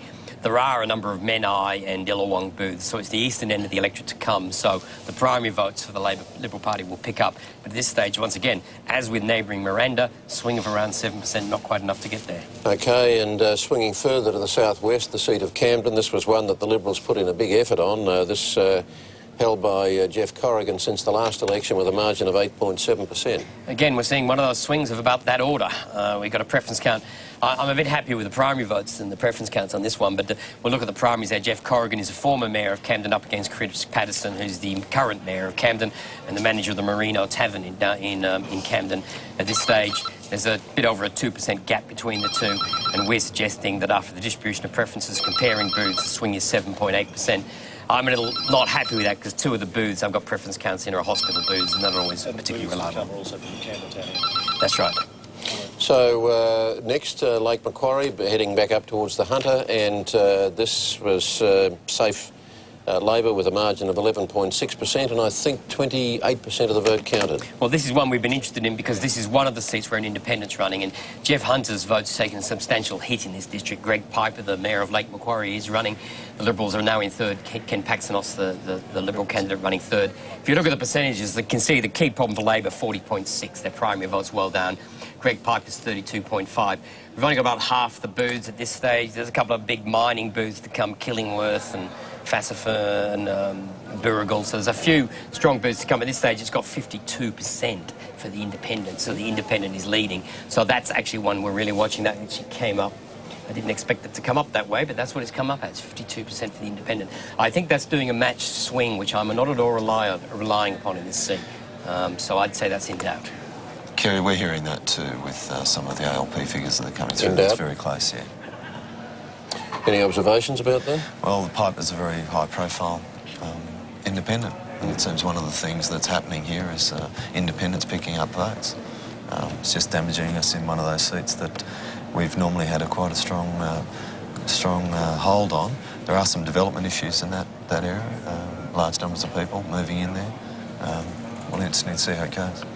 Mary O'Farrell, how do you feel about the fact that in terms of seats that may be delivered to the coalition, that most will have been delivered by the National Party? Well, on the figures that we've seen to date, we may pick up 2 independent-held seats on the Northern Beaches, which is a good sign. You know, when the swing's onto the Liberal Party, you'd expect to pick up seats that we'd lost to independents, just as John's experiencing, what suggests to be a swing away in the Hunter, safe Liberal territory, where they wouldn't normally go to the Liberal Party because of dissatisfaction with the government. So, you know, you can find something in all this for us, Kerry. What I can't find yet is a majority of seats.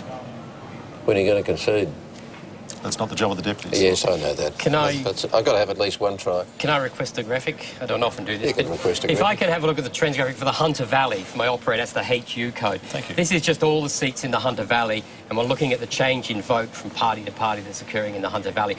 And what we're seeing is the Labor Party's taking a substantial hit. Their vote's down 9%. But the Liberal Party vote is also down 7%. And the big change is occurring in the others, where there's a 11% increase in the other vote. Their vote is above 20% there.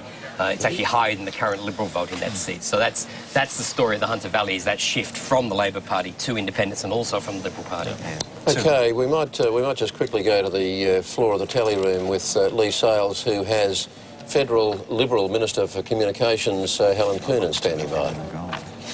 Thanks very much, Kerry. As you said, I'm here with Helen Coonan. Minister, where have you been today out in the electorate? Well, I've basically been in Miranda out there with Graham Annesley, and I've delighted to see that he's doing very well. He's a very strong candidate, and I think where it looks as if we're going to do well, it's where there have been very strong local candidates. If you also look at Mike Baird, for instance, in Pittwater's another one, Sharon Hilton in Wallandilly.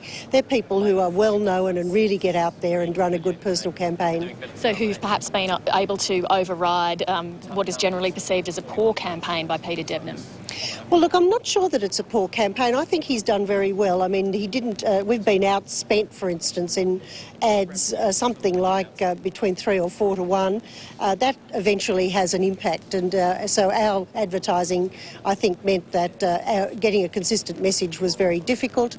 But look, I think Peter Debnam did as well as he could in the circumstances. I think he's a determined man, and he ran a good campaign. But really, it should have been a no-brainer for them to win, given how badly this Labor government is perceived in the electorate? Look, that's very puzzling. I mean, you can see that there is a swing on, but not enough to remove the government. I think it's very interesting. I think there's a bit of fatigue out there, and I think people are a bit overwhelmed in New South Wales by the magnitude of the problems that this state is facing. And I think in many respects there wasn't much confidence that anyone was going to be able to do much about it, and inertia took over in the end. That's my analysis. Now, I do think that the lessons for us as an incumbent government federally are that we need to listen and take some messages from this, and it's certainly something that means we'll be redoubling our efforts to make sure that we're listening very carefully to the voters. And what do you think those messages are that you're being sent from this potential result? Well, it's a sort of the flip side, but I think the important thing is that you have a strong vision for the future, which we do, that we don't have any perception of being a tired government. We haven't even been in government as long as New South Wales, and incumbency is very important.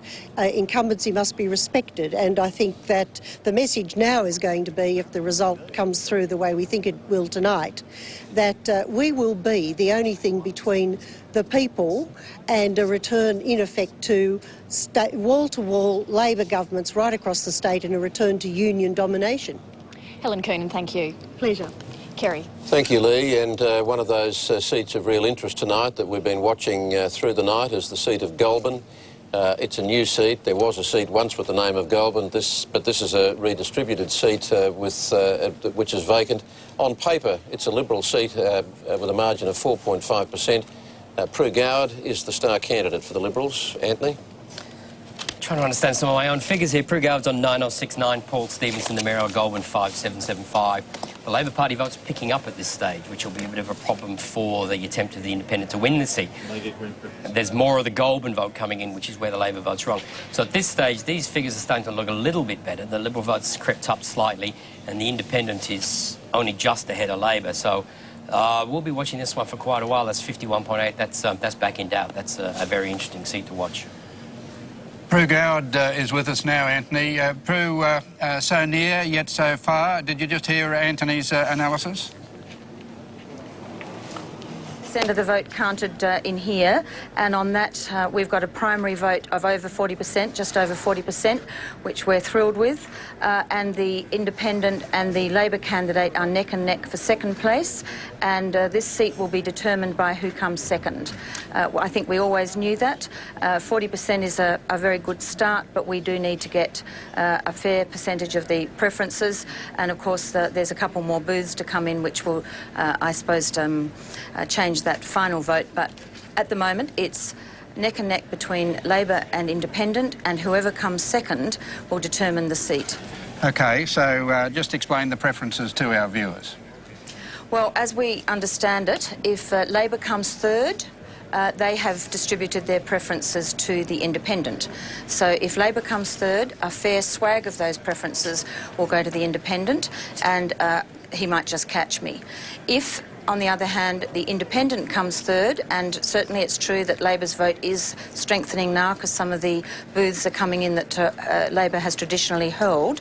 If Labor comes second and the Independent comes third, A, he has not allocated preferences, and B, it tended to be a Conservative vote anyway, and I would feel very confident that if Mr Stevenson comes third, that we will then be able to hold this seat. So we're waiting for, what, another couple of hours this evening and maybe into next week? Yes, I would think that we could maybe get a better indication by the end of tonight, but it's more likely to be early next week. And we do, of course, have a huge pre-poll. There were over 3,000 votes cast in the pre-polling, and there is an institutional vote, and there is an absentee vote, and, of course, a postal vote. So those things will obviously always have to be taken into account. But the thing today is that the Independent and the Labor candidate are swinging back and forth. They're 0.5% away from each other, and whoever comes third, their preferences get distributed, and that will make all the difference. Prue Goward, to what extent did the Yema government's intervention in Goulburn with the apparent assistance to Paul Stevenson assist him to increase his primary vote? Well, I think when a state Labor government announces a major program for a town with a huge water problem and allows that announcement to be made by the independent instead of their own candidate, obviously there is a sense that the Labor government's helped the independent, as they clearly intended to do, but it has been a very tough campaign. There have been a myriad of issues, both south and north, in this election, and we've all had to be fully briefed and fully engaged in a number of issues. The Kangaloon Aquifer, the Bundanoon Aquifer, development proposals in Goulburn, development proposals in Mossvale. They have all affected where each of us has fallen, but I can't deny that when a state Labor government gives an independent assistance over and above that to their own candidate, there was no announcement, for example, of an upgrade for a hospital here or any of the things that would normally have helped the Labor vote in Goulburn. You have to agree that the independent's been given some pretty handy assistance by the state government. Well, that's very hardball politics we're used to from Sussex Street, isn't it? Yes, that is exactly true. But we did fight a very hard campaign, and I think this is a seat that deserves a chance of a strong member who will advocate for it, whether they're Labor or Liberal voters, and I think that was what held our vote up as much as it did. Prigard, we'll watch with intense interest. Thank you. Thank you. We're going to continue our seat run. We're going to look at the seat of Monero, which takes in Queanbeyan on the outskirts of Canberra and moves south from there. This is held by Steve Wan for the Labor Party with a margin of 4.4%, but he's actually achieved a swing to him. Well, he's obviously built up his support since the last election. He's performed quite well here. He's 500 ahead on the primary votes. The gap is about 3% on the percentage votes, with the Greens on about 11% there. And we're predicting that we've got preference counts in half of the booths now. We're seeing a swing of 1.9% to the ALP. So it looks like he's going to increase his support of this election. And he's just an exceptional local candidate who's worked that electorate amazingly hard, travelled huge amounts of miles between all of the local towns. I've campaigned down there with him, and he's a great local candidate. And the Wan name is well known. Yeah, and well respected. And the fact he didn't sell the Snowy Hydro would have helped him. And he campaigned very strongly on that. Yes. The seat of Gosford on the Central Coast. This was the seat of Peach, largely held by Labor. Margin of 8.6%. Well, Mari Andrews has been re-elected in the seat. Chris Holstein, who stood as an independent last time, is a former mayor of Gosford. Deborah Wales, the former Liberal candidate, now standing as an independent. She's got just under 10% of the vote. We're saying that Mari Andrews has got 43%, Chris Holstein 34%. We've got, what, 7% there with the Green. Comparing booths, it's a 4% swing to the Liberal Party, so that's come down to marginal again. Another one of these seats that after this election will be marginal rather than sort of in the sort of vaguely safe capacity category. OK, back into the Sydney metropolitan area now, the seat of Drummoyne, and John Watkins would have some interest in this. This is Inner West, fairly prosperous Inner West. Yes, it is. But held by Labor with a margin of 8.7%. Well, we'll whip through this one because there's not been much change. Angela Demore was on 9492. Greg Long, who was the candidate last time for the Liberals, he hasn't made up any ground at this election. I think this is a seat that was rather overlooked. I think this is a seat that long-term is shifting away from the Liberal Party. Despite all those expensive houses along the river, it doesn't seem the Liberal Party seems to be recovering at all here at all, and a 0.2% swing to the Liberal Party, so no change at all in Drummoyne. OK, back to that tricky seat for Labor, the seat of Newcastle, held by Bryce Gaudry, who's now dumped in pre-selection and now running as an independent. I'm still trying to figure this one out. No one's got over 30% of the vote, which always makes it tough. McKay there, if I remember, if John Tate finishes second, he has a chance of winning that seat because Green and Liberal preferences will leak towards him. Bryce Gaudry is currently in third place. He's not issued a how-to-vote card with preferences. I think that on those figures, John Tate's got quite a chance of actually if he's staying ahead of Gaudry. Well, if the Green preferences might put Gaudry ahead of Tate, in which case McKay will win. If Tate stays ahead of Gaudry, then I think Tate might win at 50. That's how close that is. They might be recounting those ones tomorrow. Sorry, Barry? That's very clear, isn't it? Well, I don't know who's won that one. Clear as mud. And Kerry, we've got figures coming through that show a number of seats are very close, too close to call. Lake Macquarie, Menai, Miranda, Port Stephens, Camden, Wallandelly. These are very tight tussles, and we can't call any of those. Well, seats like Miranda and Menai, I think we were showing swings of about 7% away from Labor, but they needed in Menai 8.9 and they needed in Miranda about 9.1. But they're inching up with as the vote proceeds. And our intelligence is the same, except in Port Stephens and Wallandilly, it appears that the booths that we might expect to see come in now may be more pro-Labor booths, but in both, it is good, a good sign for us. But early days, it seems, Anthony, that in Manly and Pittwater, we may well have finally got those seats back across the line. Yeah, well, we might, we'll keep an eye on all of those seats, obviously, but we'll take another look at the seat of Tamworth now, in the New England Tableland, held by Peter Draper, the independent, a slender margin. Was held more comfortably by Tony Windsor before he went to Canberra. He'll go on to win this seat. He actually came from second place to win this seat this time. This time he's well ahead on the primaries, and we've got 32 of the 43 booths to come. We've got a couple of Tamworth booths, town booths to come. At this stage, Peter Draper's well ahead, 47.4. If those figures continue with the Tamworth booths in, he will go on to win the seat. And at this stage, he's won with a 4% swing to him. And Anthony, we've got Peter Draper, the independent member for Tamworth. Mr Draper, are you claiming victory now? Yes, I will, Quentin. Over half the votes being counted. A number of booths have come in since that last report, and I'm holding steady above 48%. The National Party's sort of stuck down on 38%, so it's a wonderful result. It's a great tribute to working with the community and the community rewarding you. The Nats threw a lot at you with Kevin Anderson, the high-profile candidate. They did, Quentin, and I've got to say it was one of the most distasteful campaigns I've experienced. There were absolute rubbish advertisements on the television that were just blatant lies. I think the community's rejected them for what they are, and I look forward to the next 4 years now. And so were any of the state issues, the statewide issues, into play in Tamworth? No, the main issues around here are the ones that country people focus on, Quentin, and that's mainly health, water, transport, education and police. They were the big issues across the electorate, and they're the ones that I'll be focusing on over the next term. Well, you won the seat narrowly in 2003. You claim you've consolidated now, particularly in the face of the National Party attack. Well, yes, and it was a concerted attack. They threw a lot of resources at this seat, enormous amounts of money on advertising. I think they had more cool flutes out there than people handing out major billboards and RTA signage. The whole lot came this way, along with a very nasty advertising campaign. But people around here have seen through that, and I'm very pleased that they've put their faith in me to take their voice down to the Parliament for the next 4 years. What about the claim about the connection between you independent guys and the Yemma government, that you're playing footsie under the table? Well, that's a load of rubbish. I mean, my job, Quentin, it's very interesting, you know. You can't please the National Party. If I have a minister in the area and I get a result for the community, I'm too close to Labor. If I don't get a result, I'm a useless independent who can't deliver anything. I mean, it's pretty hard to win. Peter Draper, thanks very much. Great pleasure, Quentin. I'm sorry.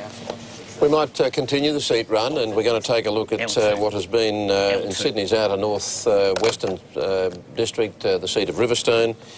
Very safe Labor, 13.4%. Yes, sorry, I was distracted by a phone call. Sometimes happens on the night. This is one of those outer suburban seats up in the northwest. It's in the federal seat of Greenway, which was lost by Labor at the last election. And John Aquilina, 9396, he's ahead on. He's got 50% of the vote, 6293 for the Liberal Party. And at this stage, there's a substantial swing in that seat, 4.7% swing to the Liberal Party.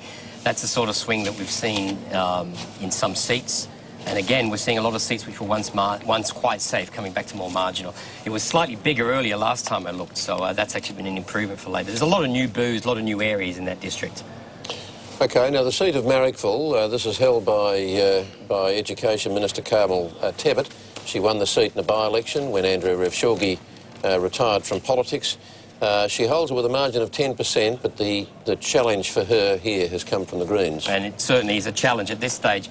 These figures, well, her vote is now going up, which was what you need to do to get a primary vote up. At this stage, there's a 10% swing to the Greens going on in this seat. Carmel Tebbutt, 7531, Fiona Byrne, 5792. The Liberals, 2071. 45.4% 45% there for the Labor Party, so that's drifted up from 40% the last time I looked, and the Liberal votes drifted down. The more the Labor vote stays around the 45%, the more they'll hold that seat. At this stage, it's turning into a 10% swing. But I think the important thing to watch is the primary vote at this stage. OK, the seat of Manly, this is held by David Barr as an independent, very marginal, 1.2%, but the Liberals have challenged strongly. The Liberal Party, Mike Baird, is ahead again on the primary votes. He's got a much higher primary vote than the Liberals have had in this district for a number of years. And that, if it's going to be a change in this district, is what will turn this seat around. David Barr is on 8038 there to David Barr's 5613. Mike Baird, I think I got the name wrong there. That's a big gap for Baird to make up, for Barr to make up. And Labor's slipped into fourth place at this stage on this seat. And we've got a preference count. I haven't got a preference count in any of these booths. This is an estimate. We're predicting the Liberal Party will go on. But from 45.6, that's close enough to think that Mike Baird should be able to go on to win. OK, now the seat of Port Stephens is one we've been looking at, held by Labor, but with a retiring sitting member, and a margin of 7.2%, but question mark. Yes, I'm just trying to look at some booths there for Manly and see if it makes much of a difference, but it doesn't. In Manly? In Manly, yeah. It doesn't make much difference. He's still one to watch. Gin Arneman, he's ahead at this stage, ahead on the primary votes. We've got a booth count in 14 of the 30 booths, and at this stage we're seeing a swing of something like 6.6% again, 6.3% to the Liberal Party, which puts this seat back in the marginal, about 50.9 there at this stage. We've got the Labor Party leading, so that's come back into the marginal category. What's to come? 2 booths in Mayfield, Williamtown. It'll be one we'll be watching for the rest of the night, but Labor's ahead at this stage. And this one you were talking about, John? Yeah, it was always going to be tough to win Port Stephens. A very big campaign run up there. Retiring member due to illness. Jim Arneman, great local candidate. Without him, I think we'd be in much bigger trouble than this. OK, now we might go to the tally room floor again to Lee Sales, who has Lee Rhiannon, the Greens leader. Thanks very much, Kerry. Lee Rhiannon's been a member of the New South Wales Upper House since 1999. Lee Rhiannon, bring us up to speed on how the Greens are performing so far. Oh, we're really pleased. We're on about 8.5% in the Upper House, which would give us 2 MPs elected, taking our total number to 4. In the Lower House, our numbers are about 8.8%, which is a 0.5% increase on our 2003 figures. Are you likely to get up any candidates in the Lower House? At the moment, it doesn't look like that. It is always tough. We were clearly the underdogs in Marrickville and Balmain, but they were fantastic campaigns. But let's remember, Labor outspends us about 20-1. There was a few dirty tricks, which is unfortunate, but we've continued to work hard right up to 6 o'clock today. And in Marrickville, we held our vote that we gained in the last by-election, which is really a good outcome. Given the intense disillusionment with both major parties in the electorate, would you have hoped that the Greens might have fared a little better? Look, we are really pleased with our outcome. We obviously would always like to do better, but we've increased our vote, so that's a good outcome. We've increased the number of MPs, so that's also be welcome. Now, we've also got this problem I mentioned about the spending. Labor take the big corporate donations, as the Liberals do. We're not willing to take that money. And also there was a lot of misrepresentation of our policy, but it was still a really good outcome. In which parts of the state are you doing the best, and is there anything there that you can work on for the federal election?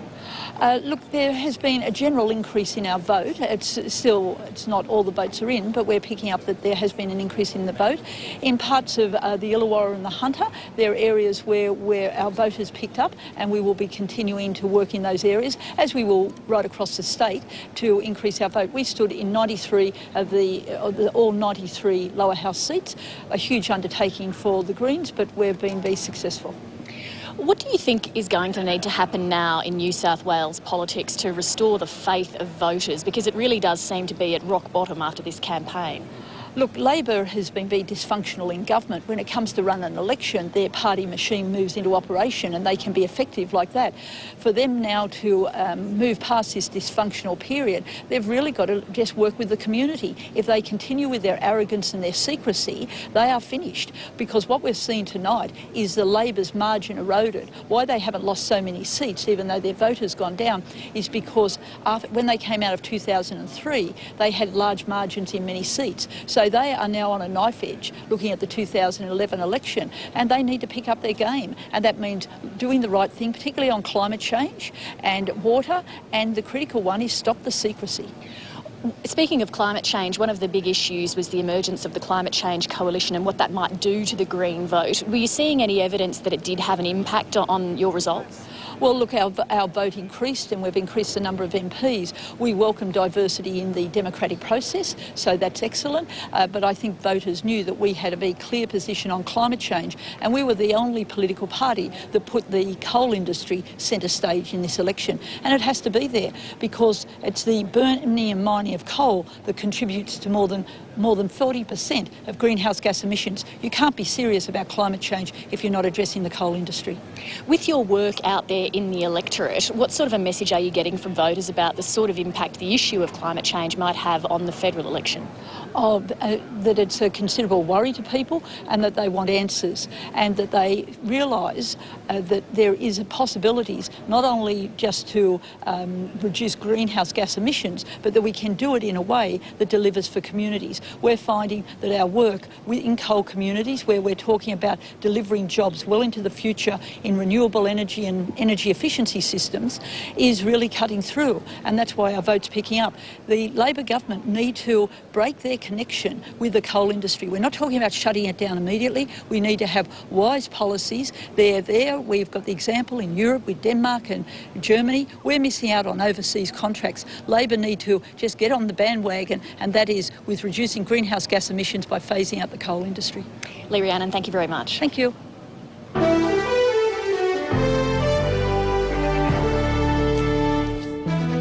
Okay, we might now take our overview again with nearly 50% of the vote counted around the state. We're looking at Labor with 37.8% of the primary vote. The Liberals 26.5%. The Nationals, you see they're coming back as the metropolitan vote continues to strengthen. The Nationals 11.2%, the Greens 8.9%, Democrats 2.3%, and others, that is independents, 13.2%. Now, if we take a look at the trend around the state, you will see that there's a 4.8% swing away from Labor, a swing to the Liberals of 1.7%, a swing to the Nationals of 1.3%, to the Greens of 0.7%, to the CDP, that is the Christian Democrats, 0.6%, others 0.2%. So you can see that swing away from Labor has been filtered across all of the other groups. We might now, Anthony, take a look at the chamber, that is, the likely breakdown of seats in the lower house of the Parliament. And what we're seeing at this stage is a definite 51 seats for the Labor Party, 20 seats for the Liberals and 12 seats for the Nationals. And at this stage, that's a comfortable working majority for the government. Though what we are seeing, there's a few extras we can lean on, and then we can go on and make a prediction. And I have to say that at this stage, we're seeing a clear return of the government. We've actually got them losing just one seat, so there's a bit of up and down and a few close seats there. The one thing, if the government is returned with roughly the same majority, the margins in their marginal seats will be much finer, because that's what we've really seen tonight, is a big swing against the government in some of these seats, which have been made much more marginal. Yeah, swings of 7 and 8%, but nonetheless, the numbers are there overall for the government, and the next story is 4 years away. We might, Anthony, take a look at the seats that are changing, the individual seats. Well, we're saying that the Nationals have definitely gained Tweed, and it looks like the Liberals will gain Pittwater and Manly. That's certainly what those figures are indicating at this stage. Plus, of course, Peter Black, the member for Murray-Darling, is a defeated Labor member, because it looks like the National Party will retain Murray-Darling. And we have some doubtful seats at this stage as well. We have Port Stephens and Newcastle, where Labor is ahead in both. Well, Newcastle is bouncing around. I really am not quite sure about those figures. The Nationals are ahead in Barwon, the Greens are ahead in Marrickville, and the Independents are ahead in both Dubbo and Goulburn. So there's a few seats there, like Goulburn and Newcastle in particular, which are very hard to watch, very hard to work out. And Marrickville, the Greens are ahead at this stage, but those figures were starting to look better for Labor. Kerry, the important thing here is the 47 seats with those doubtfuls. I mean, to get a hung parliament, the ALP would need to go below 47 seats. So it's still very interesting to see which way you've got to make that count to 47. And it'd be very interesting with those doubtfuls to see whether we could get closer to a hung parliament. Barry O'Farrell, once again, it is going to come back inside your own party. The issue of leadership must come up at some point, because it would seem that, or even if the numbers do turn out as the computer and Anthony are predicting, that Labor comes back with a margin of 15, that you've come so close in a number of other seats, that you will have come so close in a number of other seats, that it would not have taken that much more to have lifted yourselves into a much better position. You've got to ask yourselves why. Well, I think there's a variety of factors. You look at the seat of Goulburn, which I don't think is going to be known for a number of days, and where I certainly hope Prue gets across the line and where the preference play is going to come into play. But as I said before, when you're up against a publicly funded advertising campaign that finished on the eve of the official campaign, and then you're subjected to a 3-to-1 spend imbalance by Labor during the campaign, which focuses largely on your leader, in a sense, it's not surprising that you fail to cut through. The other issue I've got to say, Kerry, is that I think a strong leader, Barry O'Farrell, overcomes that. Well, I think this obsession on the leader the whole time. That's modern politics in Australia. It's true for both sides of politics. Except as these results are showing, in the Hunter for Labor, as these results are showing in a couple of our seats. When it comes to voting, though, it comes down to individual candidates. If it's about strong leaders, what's happening in Newcastle, Lake Macquarie, and Maitland? If it's only about strong leaders, why, in a sense, given Morris's campaign, has Tweed Murray-Darling fallen? It's too simple to say that. Because they were on margins of 4%, and you had to get a margin much bigger than that. And in fact, you've achieved that in some places. But the bottom line may well be that you will go back into that new parliament facing a government with almost the same number of seats with incumbency. And even though many of those seats may be on very slender margins, it will be seen that you have let this government out of jail. Well, look, whatever the outcome of the election, lessons have to be learned, and the party will go away and look at those lessons, and there'll be lessons at all levels, parliamentary, divisional, within the coalition. But let's wait till we get till tomorrow to discuss those issues. Okay. Let's try and work out the results, because some of the doubtful seats are looking interesting. And John Watkins, Labor will no doubt be considering some lessons to be learnt too. Absolutely. Because you don't get let out of jail very often. Well, you don't win an election and not learn lessons unless you want to be booted out next time. And Morris is the type of person that will listen to those lessons. But the lead the Libs had at the end of last year in a number of seats that we're aware of, it's just amazing, really, that we've been able to come back as we have. And I think that's down to the leadership that Morris has provided. It has been a choice between Peter Debnam and Morris Iemma at the end of the day. It is about leadership, because that is modern politics. Okay, we're going to continue looking at individual seats, and it's unclear at this stage when we might expect to see and hear from either of the leaders. I think traditionally you would expect the loser to concede before you see the winner claim victory. But because of these numbers of seats that are doubtful, it may well be that Peter Debnam holds off for some little time yet. We might take a look at the seat of Manly again. This was held by David Barr as an independent with a very slender margin of 1.2%, and that may well have changed. Well, at this stage, the key point here is the primary vote. We've got a couple of mixed boos to come yet, which are some were good for Barr last time, some were not. And at this stage, David Barr is behind. He's normally coming from second to win this seat, but at this stage, Mike Baird, the Liberal candidate, is on 45.6% of the vote, which is probably high enough for him maybe to scramble over the line, particularly depending on how the postal and absent campaigns have run of the various parties. At this stage, it's looking like a swing, and the Liberal Party might be able to win that seat. Anthony, we've got David Barr, the sitting member, independent member for Manly, with us here now. David Barr, you're not conceding defeat, are you? Not at this stage, Quentin, no. I would say it's going to be extremely tight, and I am a bit concerned about some of the booths which normally go my way more strongly than they have. I am winning some booths, but it's very, very tight. But young Mike Baird's got done well with his primary vote, hasn't he? He has done well in his primary vote, I agree. The issue is, the issue will come down to the matter of exhaustions among Labor and Green voters, and whether I can improve on the 50% exhaustion that happened in 2003. Right, and do you think you can? I mean, the Greens are preferencing you. They are preferencing me, but the preference loss, or the exhaustion rate, was 50% in 2003, and I'm hoping to get a significant improvement in that, and I think this election will hinge on the degree of the improvement in the exhaustion in the preferences from Labor and the Greens. Just remind our viewers how long Manly has in fact been independent. Peter McDonald before you? Manly's been independent for 16 years, so 4 elections on the trot. Sounds like a good win behind there. I'm not sure what that one is, Quentin. Manly's been 16 years, though, almost a generation of independence. And again, what we've seen with other independents is this accusation that you're coached and looked after by the incumbent government. Is that true, or do you just say you're a strong advocate for the local area? No, that's propaganda, Quentin. I think the issue of independence and why they have been popular is they represent local community interests. When do you think you'll know David Barr?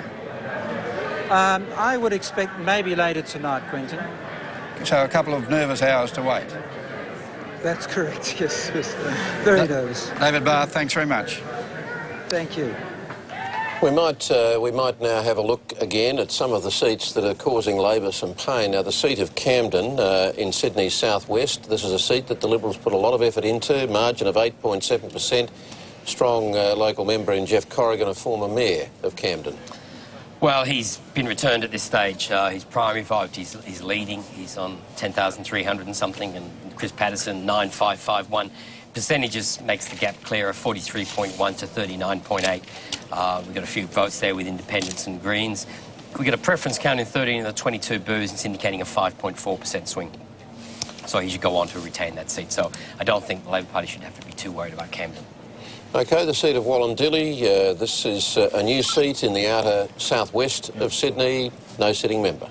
Yes, and it looks like the Labor Party should be able to hold on to this one as well. We've got a preference count in 17 of the 24 booths. Phil Costa, again, he's ahead on the primary votes, and we've got a preference count in 17 of the 24 booths. It's indicating that from the primary percentages you can see there, it's going on to deliver a 1% swing to the Liberal Party. And Phil Costa will join the Labor Party caucus as the new member for the recreated seat of Wallandilly.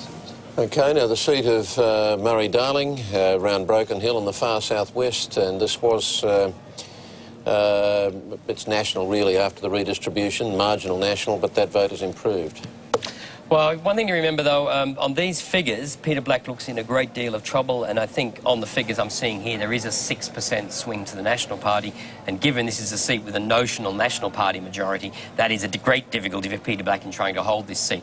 We'll go through these numbers and then I'll explain why I'd be slightly cautious about that, and that is the fact that if we look at the percentages, please, the National Party is on 61%, the Labor Party on 33.6%. When we compare the booth by booths, as I'm saying, there was a 6% swing. What is not in at this stage, Broken Hill, most of the Broken Hill booths.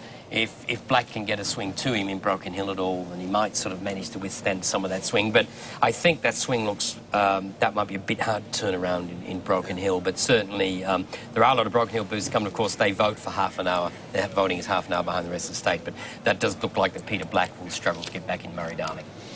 OK, now a seat of particular interest to one of our panellists, the seat of Ryde. This is held by John Watkins. He's held this since 99 and held Gladesville before that, I think, from 95. Well, he's margin of 14.8%. Well, he'll go to preferences at this election because he's certainly suffered a bit of a shock. Running third there is Ivan Petch, who was the man that John defeated in 1995 to become Member of Parliament. This stage, John Watkins, 14,110, Liberal Party 8,602. In preferences, 45 to just 27 for the Liberal Party. So it's not a particularly good primary vote for the Liberals, though the presence of Petch does hurt the Liberals. Distribution of preferences indicate a 4% swing to the Liberal Party, so it's still a majority of over 10%. OK, now the seat of Epping. This is another interesting seat tonight. This is a Liberal seat, but Andrew Tink was the retiring member.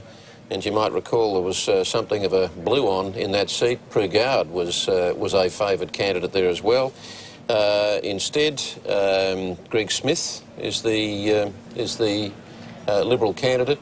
The margin was 7.6%. Yes, I'm just having a look here and realise the Electoral Commission's made an error with its counting out of preferences in this seat. Greg Smith's well ahead at this stage, over 10,000 votes. Nicole Campbell, who's run twice in the overlapping federal seat of Bennelong, which I know we're going to talk about a bit later. She's finishing third. Martin Levine, or Levine, I'm not sure the pronunciation, was an independent who was standing after the disputed pre-selection. He's running fourth, and the preferences are being counted between the Liberal Party and him. 43.2%. I wouldn't do the distribution of preferences, please, on this graphic because it doesn't mean anything. The Liberals got 43.2%. They should go on to win this with roughly the same majority they had at the last election of about 57%. Okay, now there's a question to ask tonight, and this is probably as good a time as any to ask it, and that is, with all the talk about the Prime Minister's seat of Bennelong and parts of your own seat of Ryde, John Watkins, parts of the seat of Epping, and I suppose there's a little bit of Lane Cove as well. So is there anything at all that we can draw from these state counts that tell us anything about what might be going on in that electorate of Bennelong? Interesting low Liberal Party vote in both of those seats, especially in Ryde. And my seat of Ryde, 48,000 voters, sits right in the middle of Bennelong out of the 92,000 votes there. But to beat a Prime Minister in his own seat, very difficult. However, the seat is changing very rapidly with Chinese and Korean and other migrants moving there. And of course the great unknown is Maxine McHugh, who is, if anyone's a star candidate in a seat, it's Maxine McHugh. Out campaigning with her today, people walk straight past me to shake hands with Maxine McHugh. I don't know whether I should How'd you feel about that? Well, I'm very pleased to have retained the seat, but I'm really quite excited about Maxine McHugh. She's an outstanding woman. Barry O'Farrell, your observations on that question? Well, I think, as John says, that Bennelong has been pushed a long way from its Lane Cove base into Western and then areas further south, including Silverwater.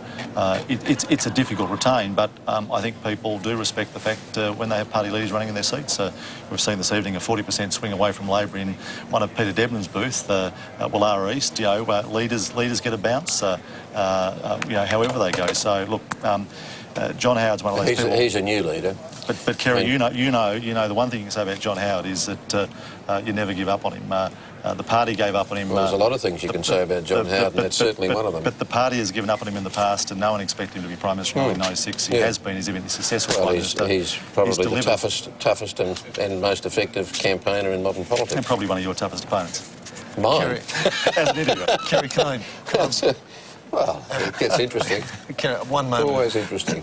One moment of indulgence. Can I thank my campaign workers, my campaign director, Jan Burnswoods, and the outstanding support I received from my community. Okay. Thanks. I think that's allowed once. Thanks. Each.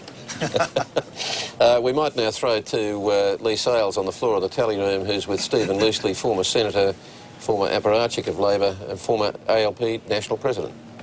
That's right, Kerry, 91-92 ALP National President. Stephen Leasley, did this state government deserve to be re-elected? After 12 years, it's very difficult when you're moving to a fourth term. The truth is the coalition should have won this election. It's something of an indictment after 12 years with all the problems that have been experienced at a state level that the coalition could not go across the line. I think this is about number 23 on the trot, state and territorial elections, where the coalition has fallen short. So there's a systemic problem there. What is that systemic problem likely to be, and is it going to be a problem for the coalition in the federal election? I think people vote differently at a federal election where national security and economy tend to dominate. At state level, it's very much services, the transport, health, education, law enforcement areas. Now, there were some difficulties in all of those, and the government was vulnerable. So after 12 years, the coalition should have done much better than they've done this evening. Given that Australians tend to like the security blanket of having one party as your state government and a different party federally, is this result likely to be good for John Howard? I think he'll draw comfort from that because the checks and balances argument comes into play. People in New South Wales traditionally are comfortable with governments of different persuasions. Now, Morris Iemma has done superbly well to get the government home here. All the indications are the government's been returned. But I think the checks and balances argument's now open to John Howard federally. So there's some comfort for the coalition in that. Given the state of the polls, they need some comfort at the moment. What about, are there any lessons for Kevin Rudd out of tonight's result? Kevin Rudd's been an extraordinarily popular figure in the campaign here. His interventions have been critical. Where he's written personal letters, for example, for Labor candidates, the Labor vote has lifted. And I think we're seeing Kevin's performance at Penrith the other day, and personal interventions really worked strongly for Labor candidates, particularly in some difficult seats. Given the disillusionment that we're seeing in New South Wales with both major parties in this state election, is that likely to be a problem for the parties federally, or do you think voters will differentiate? No, I think Kevin Rudd has reset the agenda federally, and there's a very buoyant mood in the federal Labor Party. Morale is high. There was little enthusiasm in this election. on either side, frankly. The level of disaffection amongst the voters for both major parties, to be candid, meant that people looked very carefully at local circumstances, local candidates, and particularly local MPs. This meant that incumbency was a factor, where Labor MPs in the particular had worked hard, such as Barry Collier down in Miranda, Jeff Corrigan in Camden, and a number of others. They've done very well and held against the tide. A swing should have been there to put them out. It hasn't materialised. So what do you think Kevin Rudd should be taking away from tonight as he gears up towards an election campaign? I think his personal campaigning record is enhanced by the fact that where he became part of the Labor campaign, Labor's vote is up. I think the focus that he has on economy and national security and resetting the federal agenda is right. I think he can draw heart from this. His first blooding as federal leader, and he's come through with flying colours. Both parties are accusing each other in New South Wales of having waged a dirty tricks campaign, a very negative campaign. How does it compare to other campaigns you've seen? The most negative in Australian history, there's no doubt about this. The Coalition will complain about the Labor campaign and is doing so, but if you look at their ads against ministers Sartor, Tripodi, Costa and so on, it was extraordinarily negative too. And I think federally the Coalition has probably been far more negative than Labor in the last 2 or 3 occasions, particularly against Mark Latham the last time. I think it's a sign of the times, and I think our politics will increasingly become negative, and attack ads are now the norm. Do you think we're going down the US route? Absolutely. I don't think there's any question about that. People say they don't like negative advertising. The truth is it's very, very effective, and we've seen the campaign here, the focus, the presidential focus on both the Premier and the Leader of the Opposition has meant that the attack ad on the Leader has become very effective. That's been proven with the assault upon Peter Debnam. And why is it effective? It's effective because it frames the campaign. It frames the leading candidate. It frames the person who is running either for Prime Minister, which is what the Coalition did to Mark Latham, or in this circumstance, what the Labor Party did to Peter Debnam as opposition leader. It actually begins to set the agenda in very personal terms. Stephen Leasley, thank you very much. It's a pleasure. Kerry. Thanks, Lee, and we might take another quick look at the seat of Monero, around Queanbeyan, just outside Canberra and further south, held by Steve Won with a margin of 4.4% for Labor, and as we said a few moments ago, he's actually increased his vote. Well, we've got 2/3 of the booths now in this district. Steve Won, 10,859 there, and up against David Madu, 9,326. At this stage, you look at the percentages there, you can see it's 47.1 to 40.5, so no difficulty with the preferences there. And we're seeing after the distribution of preferences, comparing the booths, we can see a swing of 1.8% to the Labor Party. And Anthony, Steve Won joins us now. Steve Won, you claim victory. Have claimed victory, and it is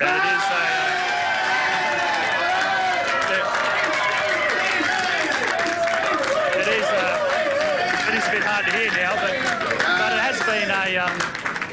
has been a really good campaign for us. I think that what I've shown in this area is that if you deliver results for a local area, you can get the people to actually vote you back in.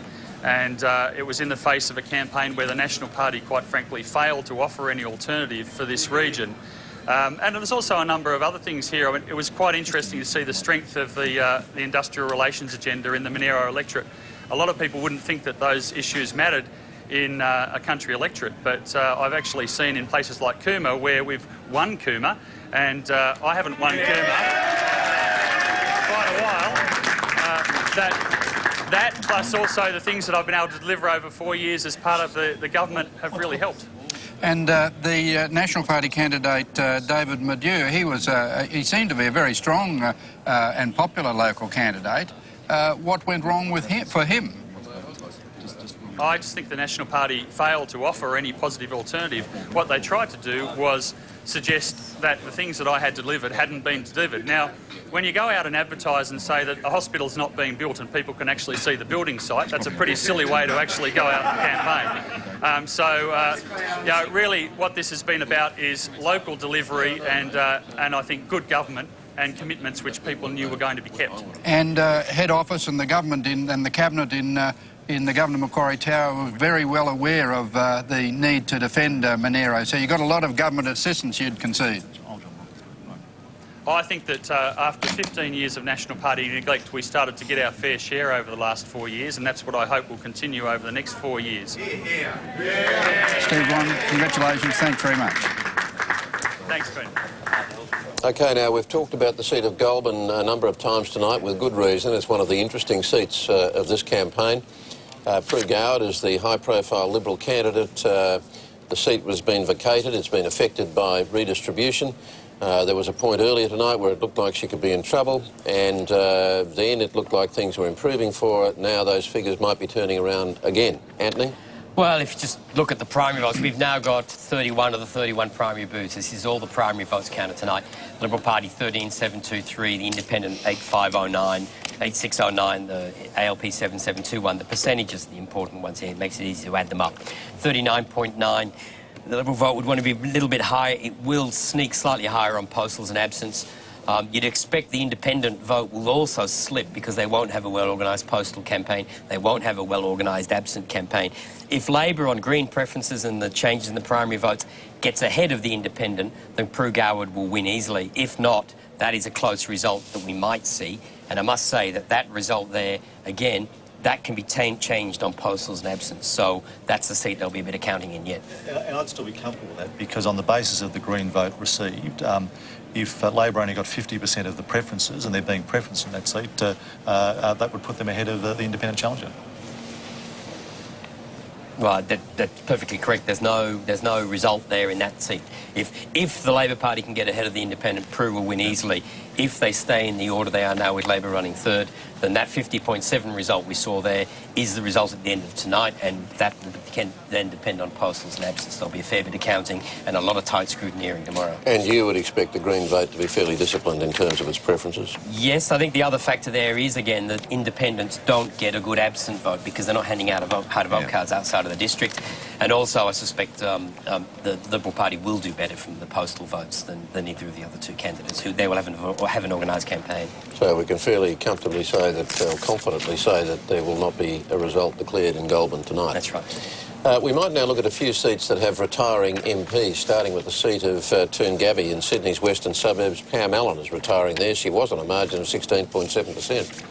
Yes, and she's retired, and the seat was called Wentworthville, now called Toongabbie. Nathan Rees is a former advisor to the Premier, and he's also was an advisor at one stage to Milton Orkopoulos. And when Mr Orkopoulos was arrested, there were a number of problems that Rees had to be questioned, had to reveal what he knew about this. And at one stage there, his pre-selection may have been in risk, but no problems at all in the end, and he was run as a candidate, and he is the new member for Toongabbie. He's held the seat comfortably. There's a 2.4% swing to the Liberal Party. So Toongabbie, first time the seats existed in New South Wales, and Nathan Rees is his first member.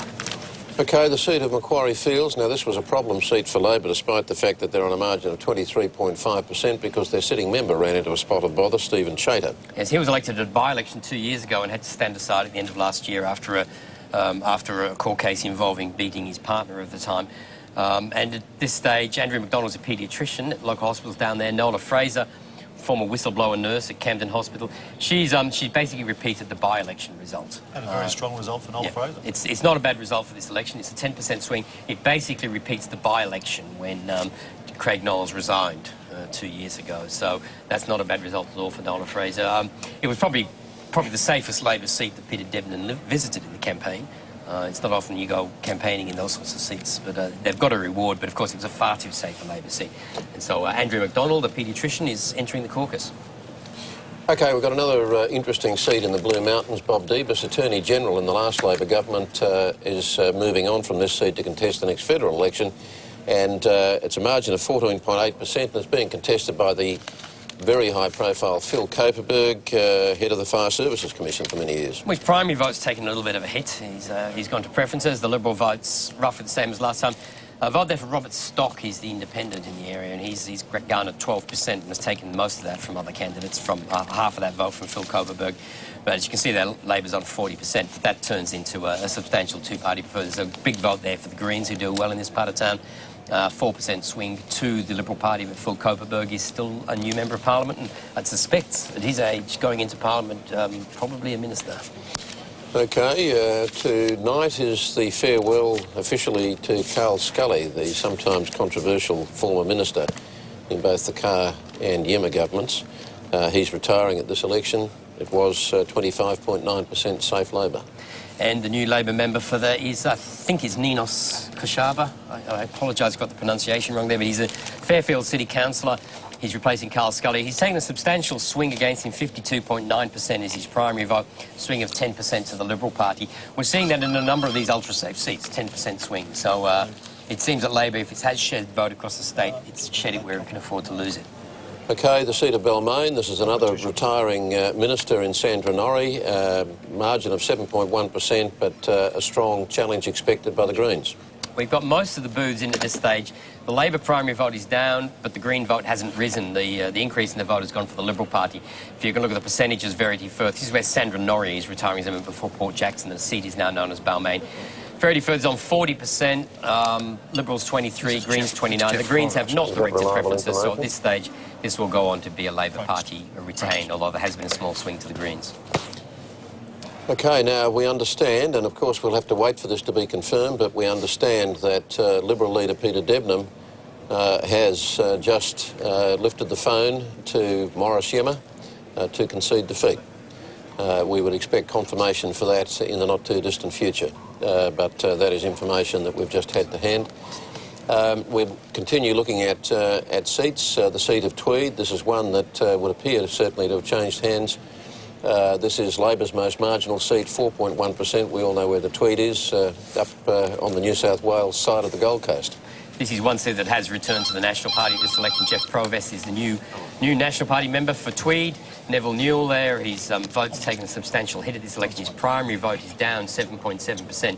You can see the problem he's trying to overcome when you look at the percentage votes is that Jeff Provest is on 46.4% of the vote. Neville Newell is on 38%. Can't make up that gap on Green preferences, and at this stage we're seeing a swing of 7.6% to the National Party, which is one of the biggest swings we've seen in a marginal seat. Anthony, Jeff Provost joins us now. Congratulations, Mr. Provost.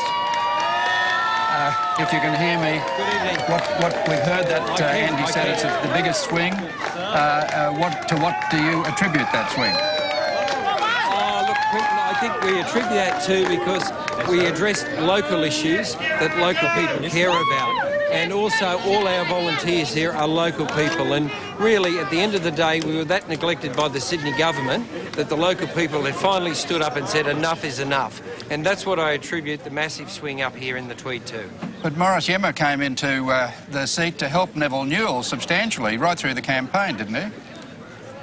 Yes, but every time Morris Yema arrived in Tweed, he sneakily snuck in. He didn't meet any of the local people, and it was all under a cloud of secrecy. And really, if he was a really proper premier, he would be out there meeting the local people and understanding their local issues. And that's what we did, and that's why we brought it home. Well, what do you... Just say again, what do you think the strong local issues were? What, is it just separation from Sydney, alienation from Sydney, overdevelopment, what? No. Look, the strong local issues were Sexton's Hill. We had the RTA up here trying to cram down our throats, a proposal that was unacceptable to local people. We also have the highest, we have one police officer per 799 people in our town, which is slightly 300 above the state average, and also our health, we're lacking beds in our hospital, and also our education. But most importantly, Quentin, they took away our train, and the people want the train back. The loss of the train. So what you're saying in Tweed, the delivery of services all across the board, government services, were what won it for you? Oh, look, absolutely. They often campaigned on better services than that, and we've had virtually no services up here. And I think this sends a strong message to Sydney that the people have had enough, and we're about to go into a bright future here in the Tweed. Do you think you can get the train back? Look, I'll be campaigning extremely hard, Quentin, to bring that train back. I think you just have to look over the border here. Premier Beattie has got a train coming down to Coolangatta by the year 2010. And here in New South Wales, particularly northern, we're actually asphalting over our train tracks, covering up. And I think that's just an absolute disgrace. And it's about time the state government took responsibility there and returned an integrated public transport system. I'm sure they're listening. Jeff Provost, congratulations again. Thanks very much. No, thank you, Quentin.